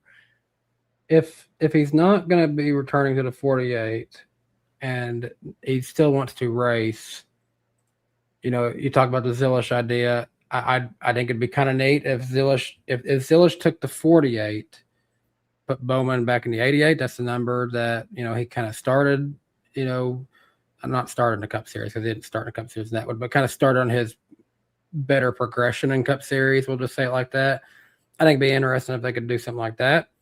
Or, again, I don't think Austin Hill is the long-term option for Richard Childress. Maybe Bowman could be someone to watch for there, but I think Gregson's also a name I've heard kind of speculated about the RCR. So there are some other landing options for him, but again, also wouldn't be shocked if just Alex Bowman is just peace out. I'm going with my wife. We're going to raise a family and just do our thing.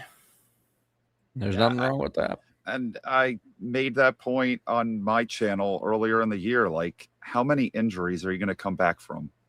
You got bigger things in life, more important things than racing.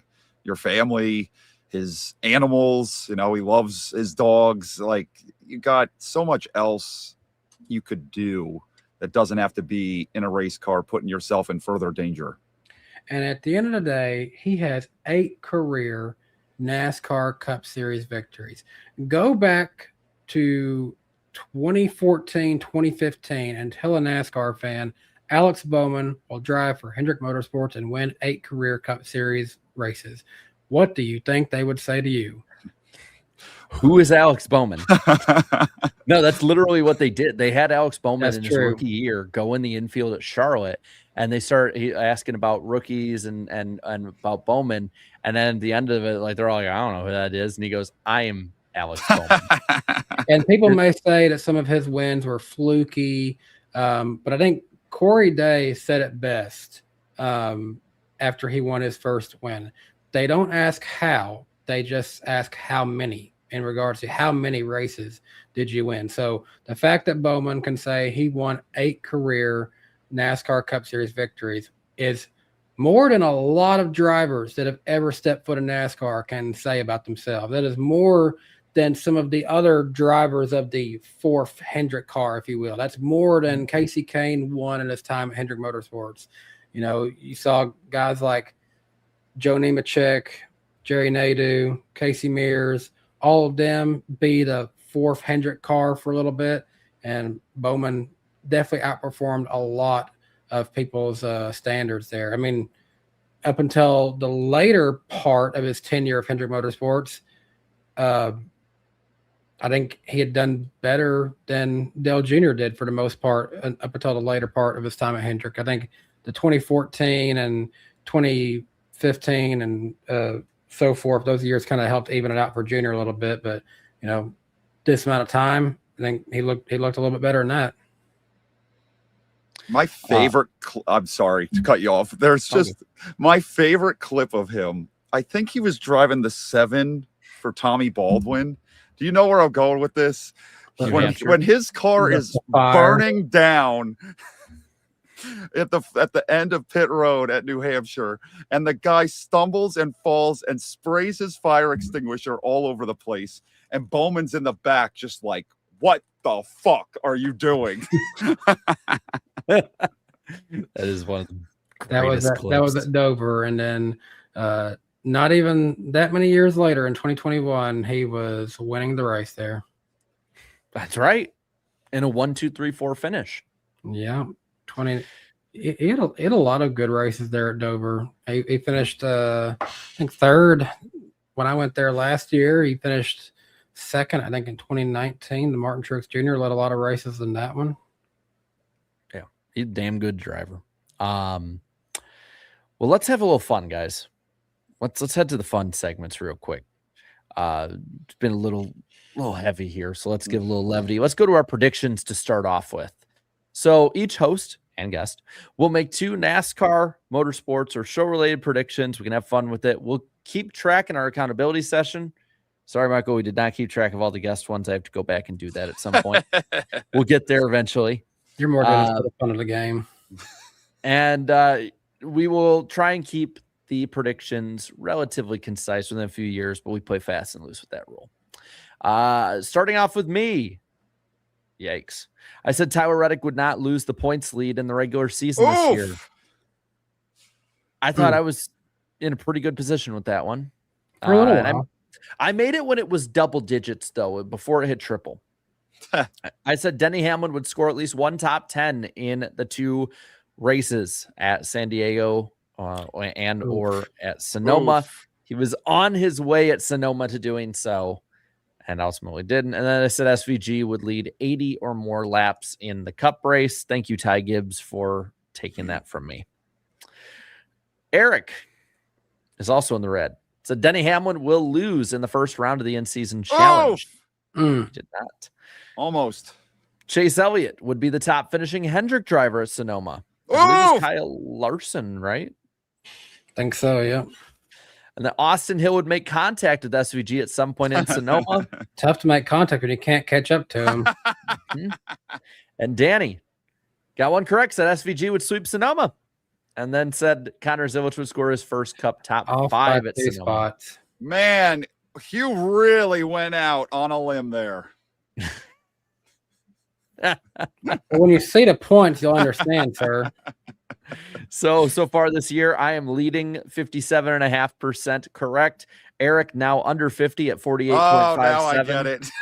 And Danny at 33.33333333 repeating, and that'll be a meme. All time, I'm leading 39.74. Eric at 34.6. Danny at 32.48. Fittingly enough. The point 48 is very appropriate. So Eric sent me his predictions. I'm going to read those off to start so that he doesn't get overlapped. And then I will from there lead us off. So he said TNT would show the Tropicana orange at some point during the broadcast on Sunday. You're going to be in a spot where you can kind of more see the broadcast, right, Jarrett? No, I'm going to be in on top of an RV. Well, I guess I'll record it. Eric might get a chance to kind of say some of that. But that's one of them. And then the other one he had is that Denny Hamlin would lead the most laps at Chicagoland. I have to admit that one's probably not that far off on a limb. Not gonna lie. Yeah. But I'll start us off here, and looking at some of these, I'm going to say that in 2027 there will be exactly 3 scheduled Saturday night Cup races. So we got Daytona, we have Bristol. What's the other one? I'm not going to guess that part, but just I'm going to say we're going to get 3 Saturday night races. Something random like Gateway on a Saturday night or something like that. Richmond, maybe Atlanta. I mean, if Atlanta's moved to 4th of July weekend, it would be much better to be on July 3rd. But go with that one. So Danny, you're up next. Alex Bowman will finish top 5 at Chicagoland. Top 5. I like that. That's going off on a limb, especially this year. Especially this year. But I'm just going to go off of, hey, track was good to him. Let's just go with that. I remember, I don't know if it was the last time I was on or the time before that, I predicted that Legacy Motor Club was going to have one race by the end of 2026. I remember that. That one stuck out in my head. I'm going to say Legacy will win a race by the end of 2027. I'm going to extend that a little bit. Both could end up being true. Yeah. Eric Jones could just win Talladega randomly, and then we're all good. Yeah, that checks the box twice for me. I'll make a prediction about Chicagoland this weekend. The margin of victory in the Cup race will be less than 1 second. Ooh. I think it's going to be a closer one. Then watch Hamlin wins it by like 13 seconds. And everyone will be like, we should have kept this off the schedule. Rain will impact Chicagoland weekend, but the Cup race will be fine. I hope. Man. Okay, so you don't record guest predictions, so I could say the freaking sky is orange. No, we don't record them yet. Now they're going to start being recorded. Do you want to say the sky will turn orange? Because at Perfect Sunset, it's kind of true. The 2026 champion of the Cup Series has not won yet this year. I feel like I know which direction you're going with that. That's clearly Larson. Kyle Larson. No, it's not fucking Cody Ware. Joey Logano. It's an even year. I mean, he could win every single race to end the year. Can you imagine the meltdown that people would have? Like if he won every race, like overall points wise, he'd probably end up top 3 at minimum. He'd probably win it, honestly. All right, those are some fun ones. Let's keep the fun going. Let's jump on over, and this is where Danny and Michael have to lose you guys. Chat. Random chat driver. Oh, here we go. It's time for the rematch, and there's no Eric here.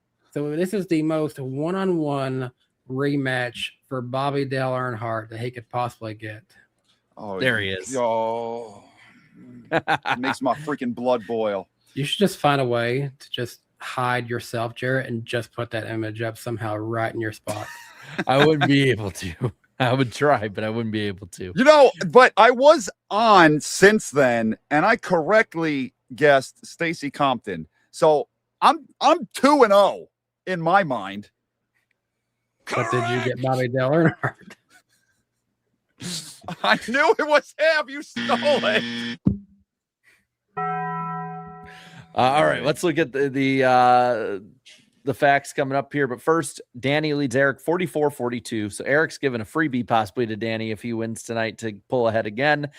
In the last 5, I got the 2 co-hosts on Jim Roper. They did not get that one right, but Danny got 2 of them with Austin Cindric and James Busher. Eric got Matt Kenseth and Red Byron. So of course he got Kenseth. Of course. The fact he got it on was the name of Matt Kenseth's cat. Lars. Yep. Because he's a Metallica fan. So let's get it going here. This random driver is a fan of both the Philadelphia Flyers and the New York Yankees. Huh. This random driver began racing go-karts as a birthday gift while in kindergarten. It's a good gift. Kept on giving, apparently. At least into NASCAR, right? This random driver actually dropped out of college initially for racing. Oh my gosh. Initially, though, so it sounds like you might have finished it. I don't know if this random driver finished college. I just know that at one point dropped out. Feels like it's going to be a more modern guy. This random driver won 7 national karting championships as well.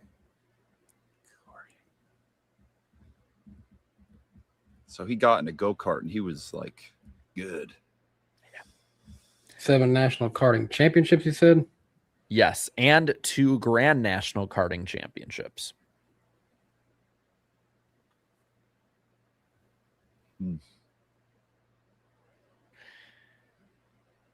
This random driver appears in the music video for Jake Owen's song Real Life. I've never seen that music video. Would you like how many times people have tweeted about this random driver? This might help a long ways, yeah. You got Michael as well? Just curious. That was the fact I was looking up right before we went live. Okay. I will say it in the order of times each person, from smallest to largest.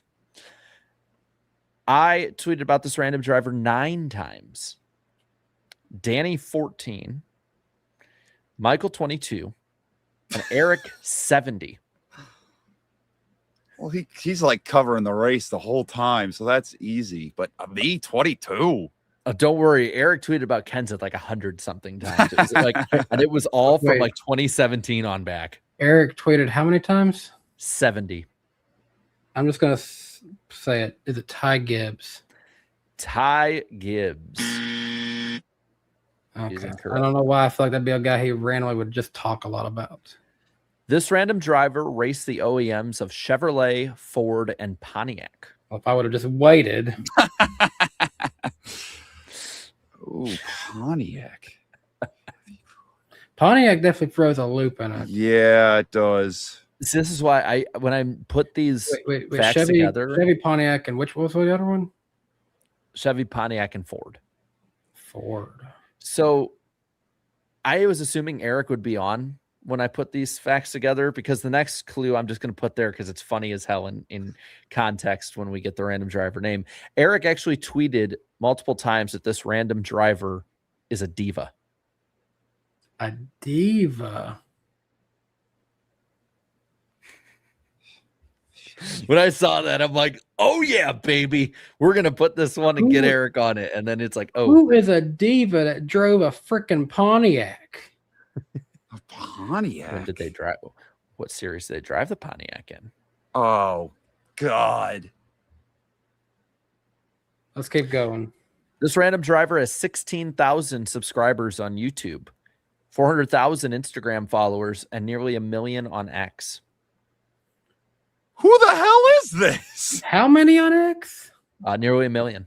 At least last time I checked, it might be over now. But 16,000 YouTube subscribers. So, do they have to be like full time? This is just someone that was Any in the driver. They could any have driver in one any start any in series. any of the top 3 series. Yes. Oh my God! And I've tweeted about that. Who the fuck do I tweet about? We've all tweeted about this person. This random driver made 2 Cars Tour starts as well. Well, at least in one of the series of the Cars Tour.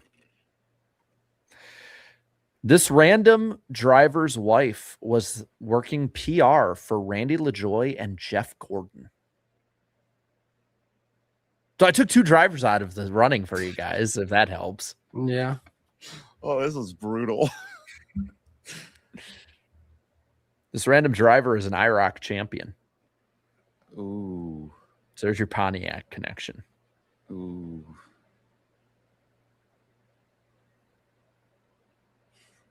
Doesn't help. This random driver's wife also actually tried racing as well. Has a racing background. Hmm.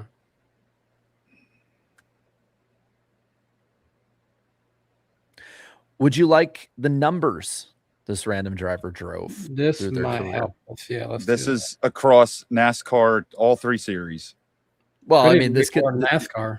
yeah, these stats can be, I mean, I just gave you IROC stuff, so it could be any. Oh, okay.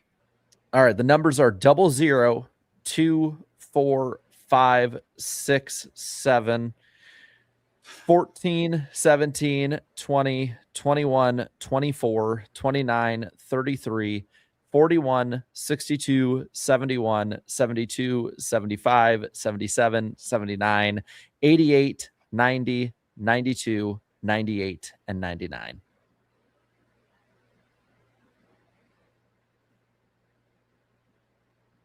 Is this Kevin Harvick? Kevin Harvick. Correct.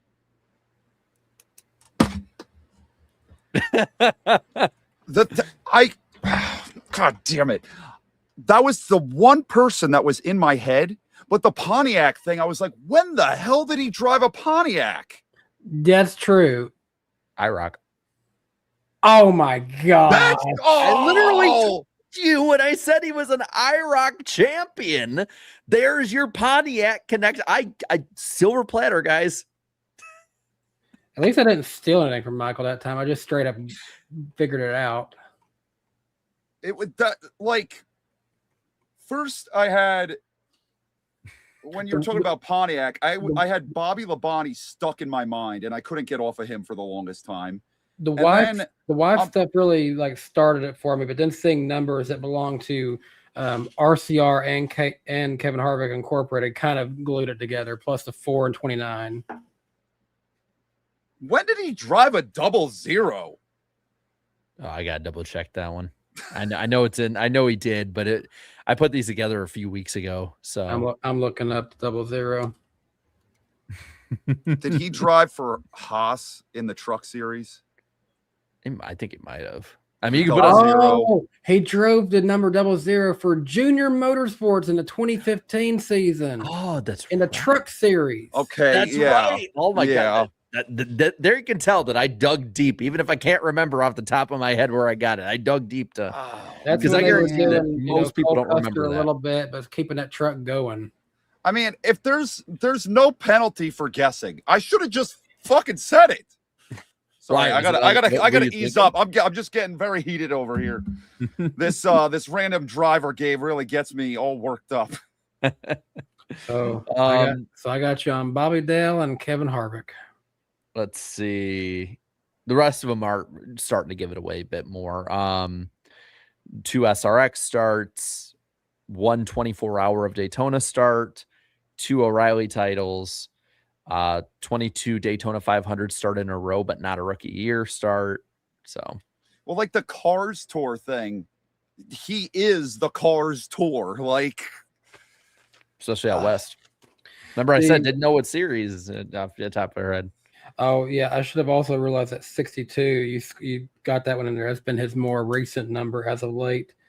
Yeah. Now looking back on it, Eric calling him a diva. Yeah, I do think I kind of remember that. If Eric was here, I think he would have instantly gotten it because he would probably remember saying that. I mean, it was a long time ago that he tweeted that. Oh, A long time ago. I want to know, what did I tweet about Harvick 22 times? A lot of game titles, like that makes video sense. titles. Okay. But all right, so there we go. That Ugh. is our fun. so he's a segment. Flyers and a Yankees fan. Interesting. Mhm. Bummer. Let's head to Joliet, shall we? We don't know. So getting into the preview, we don't even know if this is a one and done. If it's coming back next year, I know people are getting their renewal stuff already sent to them. That's not a guarantee. I got a renewal sent to me about the clash at Daytona, and then they went to LA.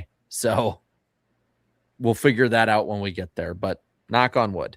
Looking at some of the guys that are starting in the fields, we have JJ Yaley in the 44 in Cup. 66 is, I believe, Casey Mears and Corey Heim in the 67 car.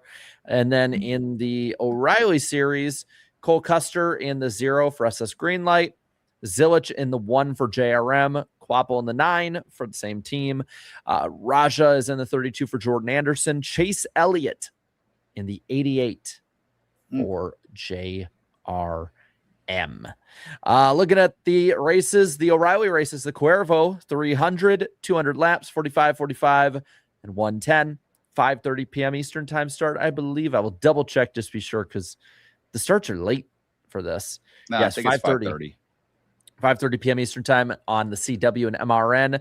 The defending winner is Cole Custer back in 2019. The Cup race is the Eero 400, 267 laps, 80, 85, 102 at 6 p.m. Eastern time on TNT, Dynamite, and MRN as well. Alex Bowman, your most recent winner there. Danny with the nice show and tell. And Danny, what do we got for the forecast? I have the display ready to go. Yeah, it gets better as it goes on. Forecast, yep. I think forecast lines out pretty well with my weather prediction that I made. As NASCAR moves back east, we are back to tracking rain and storms for the Eero 400 weekend. The Ring of Fire pattern is keeping things hot and humid for the eastern U.S. thanks to a broad area of high pressure. Impulses in the mid and upper levels track along the edge of it, bringing waves of thunderstorms that can contain some very strong winds. At this point, Friday and Saturday look to be the most problematic as the most ideal setup for this pattern materializes over northern Illinois. The best opportunities for storms will be between Friday afternoon and Sunday morning. These things are tricky since it's not as cut and dry as a traditional strong cold front. The storm complexes fire up over the Great Plains and generally follow the flow and feed off of the abundant heat, humidity, and instability. ARCA and O'Reilly can expect disruptions at a minimum along with any on-track activity.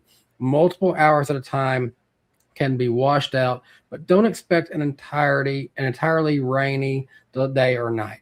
High pressure starts to break down and shift east later into the weekend, allowing rain chances to drop off for Sunday, especially come Cup Series race time. Campers and anyone on property, Jarrett, you listen to me? Heed any warnings as lightning, heavy rain, and very high winds can come with these types of storms. So what you're telling me is get on top of the camper and raise the largest metal object I can find up in the air and just pray for mercy. America! Woo! As for the pick points, chat still has the lead, but I am up to second, -14. Eric stays in third, -17. Danny, -21 in the basement, heading to Chicagoland. So don't quite get my number one picks because Michael's here to try to snipe me. And and those are the O'Reilly picks. So who do you got? Oof. All right. Well, I got to look at the lineup here because I can never remember who even races from week to week. Allgaier. Okay. All right. Hometown. He'll win it. He wins everything this year.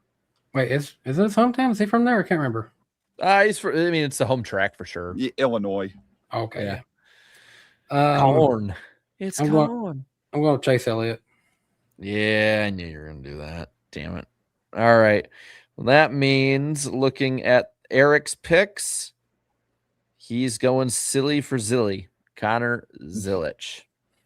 And the chat was starting to type 1, and they were still typing 88, not realizing that one's gone too. All right, which leaves me. I'm going to stick in the Chevy Hendrick tree. I'll go Corey Day. So chat has consistently typed 1, 7, and 88 all gone. Who do they go with? They're discombobulated. They are. We broke them. I think I'm starting to see some 9s. The 9. Quapple? 9s. I think it's mainly 9s. Yeah, or 2. Now it's turned into 2. I'd pull 2 and 9. All right. Well, while we're doing that, we can give our suck picks. So, Michael, if you want to start off with your suck pick for Cup while I'm putting 2 and 9 in. Suck pick. Suck. That's going to be memed.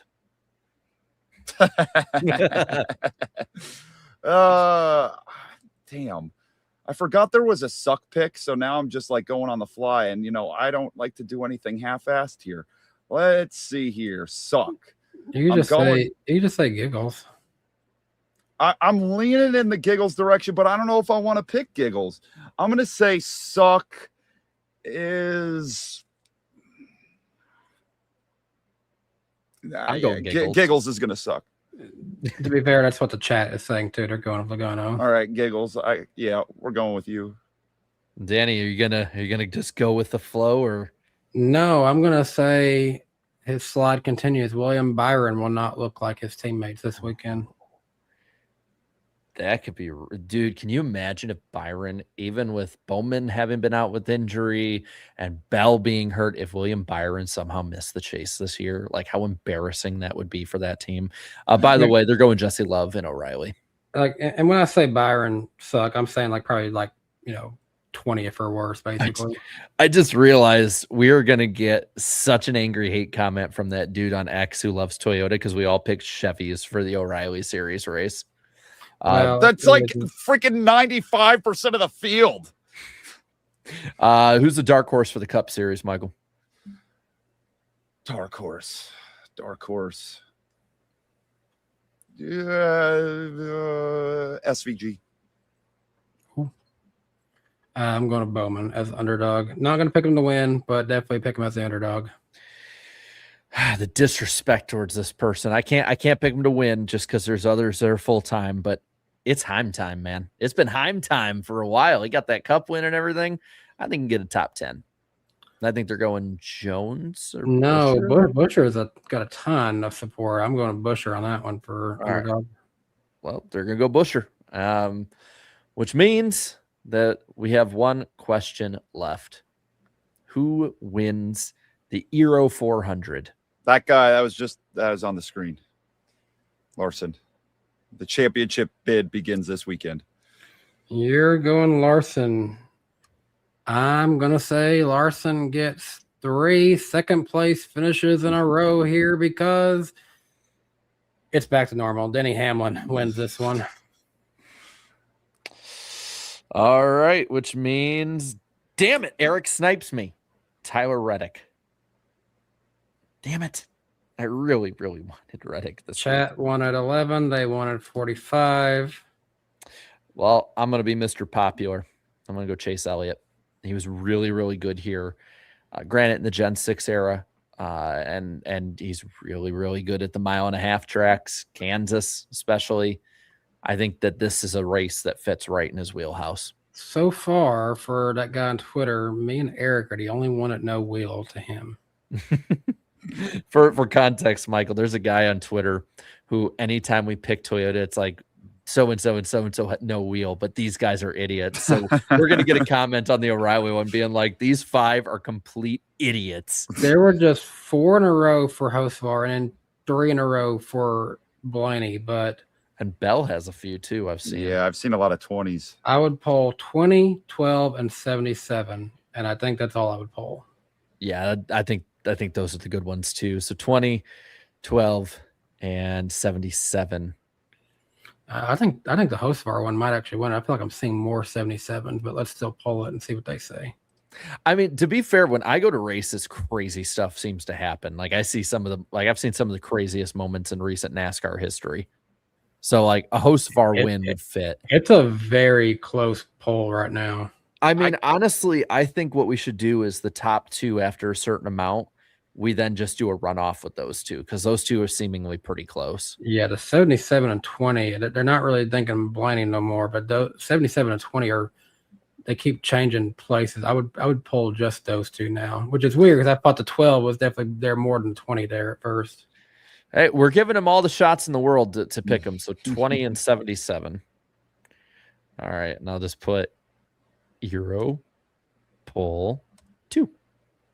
All right, this is for all the marbles for you guys. All you Blaney supporters, decide which one of these 2 you want.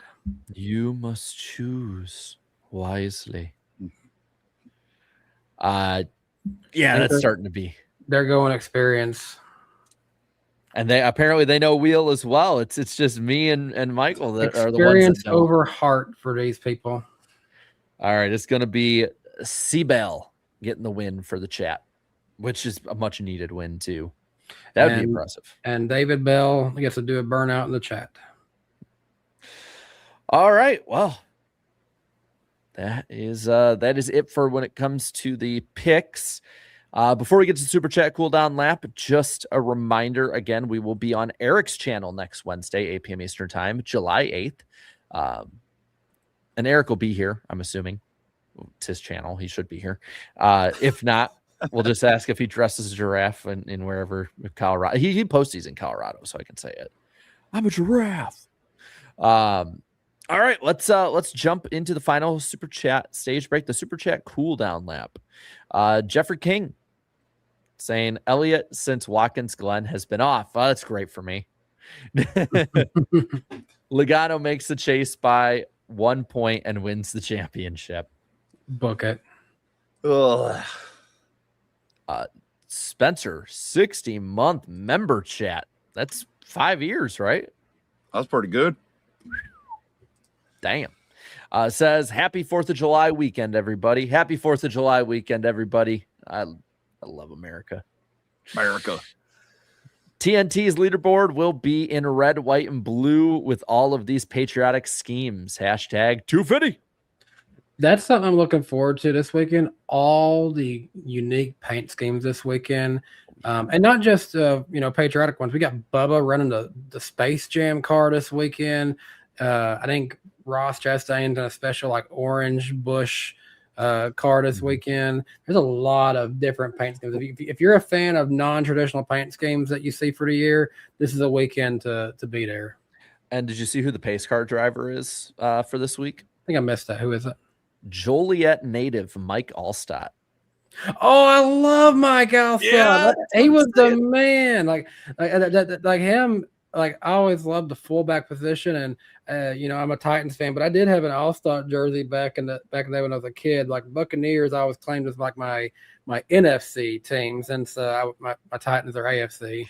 He had those big ass shoulder blade or Dude, shoulder that pads. is incredible. I've got to, if they usually give you random chances to interview like people like that, I got to try to get some of him. Definitely.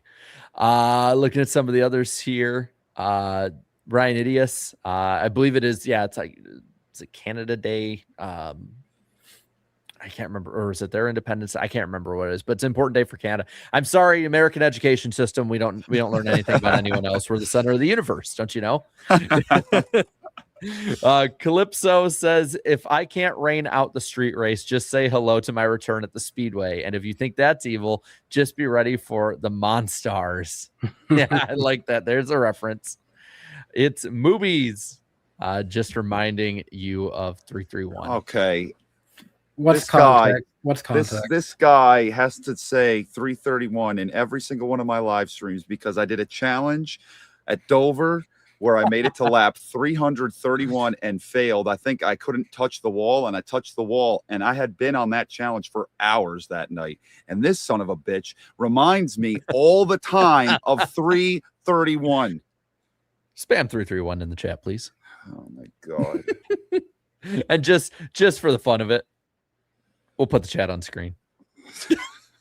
Danny's the first one. Danny Ballbuster is back. I gotta start us off. They even spelled it out with Spencer there. Oh man, this is great. God, everything's great. Everything's great. What's your guys' expectations for NASCAR 26? I fully expect them to take big steps. I think that should be the expectation. Anything less would be a disappointment. Yes. Don't just be a copy paste. Yeah, it's got to have something unique to it. We cannot keep doing this with these small incremental gains year over year. Like, give us something to be excited about. There's so much that NASCAR 25 did not have that 26 needs. It's not a good sign that one of their biggest like advertising things is that we have burnouts in the game because we got clouds. That should be a basic necessity that should have always been in there. I hope that's just like the first of many things to roll out. Like I want to give them at least the chance just because this is a whole new team, everything all together. But I said it last year, like I was fine with it last year being bare bones. It wasn't like the greatest game ever, but it was functional, fun. It was exactly what we needed after NASCAR 21. But it needs to be fleshed out big time. I don't care if it's a bunch of added game modes, if it's making the physics better, if it's making the damage model better, which it desperately needs to on that side of it. Like online, I'm glad they have cross compatibility though with online mode. I think that is a big change. Should have probably been in there, but I can't wait to get destroyed by everyone on PlayStation. You know it, buddy. Yeah, it's coming. I bought a PlayStation just for that game. I played it for a while, but it is interesting how they have the I think the cross play for no matter what system you're on. So if you're on PC, you're going to be playing with people who are strictly on console. So Dream Car is going to be nuts. Get ready for 4-year-olds ready to wreck your stuff, buddy. You cannot run and hide anymore. I got the game and the PS5 before Stream Car was strictly like the PC side of it. So like I was like, oh, if we're doing this one, I'll do it. Now I can be in it, and I know others will be. So like I am fully expecting that first Daytona race this winter to be nuts. Like as long as my schedule allows, I will be in a few of those. I will suck, but I will be in them. I'm just gonna try and stay out of the way and be my best possible Mark Martin. That was a good question though. Rick, where to Dodge in 2027? Lamest prediction. And they'll still run 36th. Beast of Metal says another thing to remember about Toyota's entry back in 07, there were only a handful of openings for new teams due to a rule that locked most of the field in before qualifying. Good thing it was later dismantled and not revived, huh? We added a team to it since then. 35 to 36. At this rate, we will get to 43 guaranteed entries in I don't know, 140 years. Perhaps. Let's see. Calypso says, if you're wondering by monsters, well, my children Laguna and Ware got to make the playoffs somehow, and Hamlin and Reddick got a big enough lead, don't they? Jimmy was and still is my all-time favorite driver. I was excited for Michael Mrucz to be on. RFK won't switch until Jack dies. He is a loyalist to Ford. Yeah, as long as his name is anywhere on the building, they ain't switching from Ford. Yeah, it's not happening. No.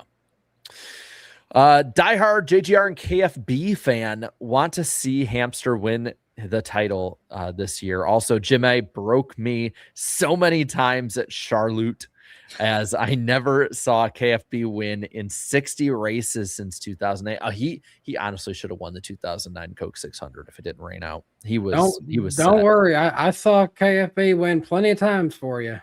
That's right. I've seen it too. Yep. Let's see. Do miss him, but man, I saw him win plenty of times. It'd be neat to see Bowman end up as a crew chief. I mean, I'd be interested. The irony of everyone thinking his crew chief sucks just for him to become the best crew chief of all time.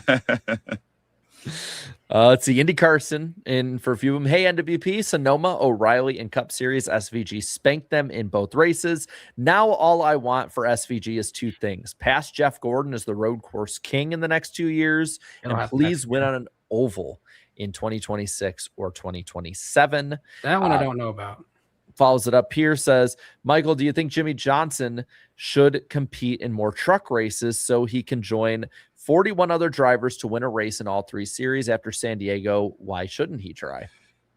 I mean, yeah, after that performance, like I don't know who said it, but he was running lap times like the entire race. Like he was consistently one of the 3 or 4 best trucks out there the entire time. And if he would just go, I mean, I don't know if there was something because like San Diego was new for everybody, so he excelled because he had experience. I don't know. But like if he would go to some of his better tracks like Dover, it just like I'm so curious now, what could he do? Let's see. Jonah here says something I've wondered if we can go to 2 different tracks in Virginia and 3 different tracks in Tennessee and Florida. Why wouldn't we be able to go to 3 tracks in Illinois on the schedule? I mean, Gateway obviously is so far away. Different markets basically altogether. Nashville and Bristol are basically different markets too, because that's like a 5-hour drive. Yeah, it's a total different market for sure.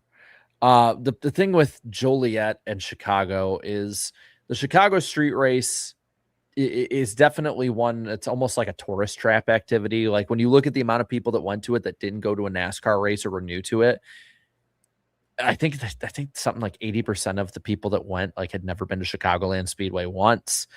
Chicagoland's still having trouble selling out. I think some of the tickets now are like $30 because they're just trying to get it sold out.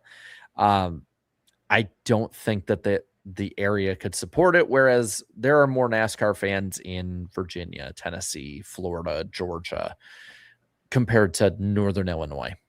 I was just curious. The drive time between Bristol Motor Speedway and Nashville Super Speedway is 4 hours and 11 minutes. And then let me see something real quick. I want to see how this compares to another track that we don't go to no more, Kentucky Speedway.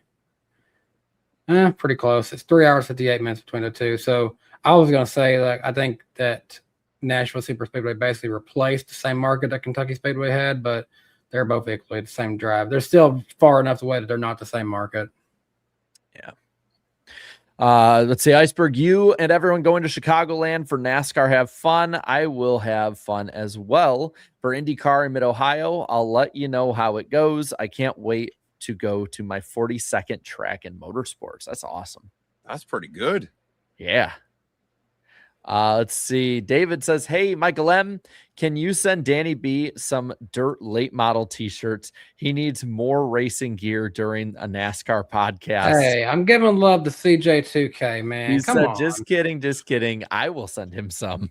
Well, that's good because I don't have any dirt late model T-shirts. You're literally wearing a shirt of what I think is like an old school one. Am I? I have no idea. Oh, I it's just not. bought it from Old Navy. I don't know. Never mind. That's not a late model. I thought that was at first glance. Jeffrey King left a few here, says Bell is due. He is the best candidate for a Stewart run. Will the fender edit for short ovals fix etiquette? I think to a degree. I mean, if it works how they say it will, it would work enough to make bump and runs work more. That's one of the goals, but it definitely will make sure you don't have to all out slam into somebody. I want to see how it plays out at North Wilkesboro. Indy Carson also says, Michael, I like your Larson pick because I've thought of him all of June with his consistency. Crazy Kyle Busch defeating Larson is the last race I went to at Chicagoland. Imagine Larson winning Sunday. I think He was damn good. Just never won. Yeah, I mean, he was damn good. He just never won. But granted, he was also a Ganassi at the time. Moobs, you talk about how the Monday live ended. This guy, this Nishant, oh my God. At least he trolls me in all the super chats and then talks to me normally in like the regular chats. Like he's explained that. That's how it works for me. Okay, so you want to know what happened on Monday Nights Live? So I was in the lead with Boris Said at the Chicago Pier in NASCAR 09 when all of a sudden the goddamn car just flipped upside down on its own and I blew my engine. And that was how it ended with 20 laps to go from the lead. And then I went to bed. Thank you for reminding me, Nishant. 331, baby. 331 in the chat. There they go again. Hey, side note, while you're talking about your chat there, Michael, I just want to say, just real quick, give an update. The charity, the fundraiser we did for Bundle of Joy, it actually completed a couple of days ago, and we ended up raising $3,259 between the big night that your stream had, and some we did with NWP and just others donating through various other places that it was put. So just big thank you to everyone who did that. Hell yeah. That was awesome. Thank you to everybody that was in my chat that night that donated and everybody that donated just in general. That was awesome. Ross Crash Stain says, if he retires from Cup, does Alex go race O'Reilly? Maybe. We'll see. 8 years ago today was the famous slide job finish. We miss you, KB. Hope Larson can get the win for him. That's right. Slide job. That was so cool in person. I mean, to see it in 3 and 4, and when Larson, like when he goes through the grass and you see the tuft of dirt and grass go over his car, that was right in front of my campsite. Best thing is you were seeing it in person and had no clue that slide job was becoming a meme in live time. When I went live, so my brother and I went live for like 15 minutes after the race. And I'm like, hey, how was Junior? And everyone's just like, iconic call. And I'm like, what did I miss? And then we went live inside the camper because 10 minutes after the race, it started raining. They had moved the start up, actually. And it was perfect because a huge line of storms came through.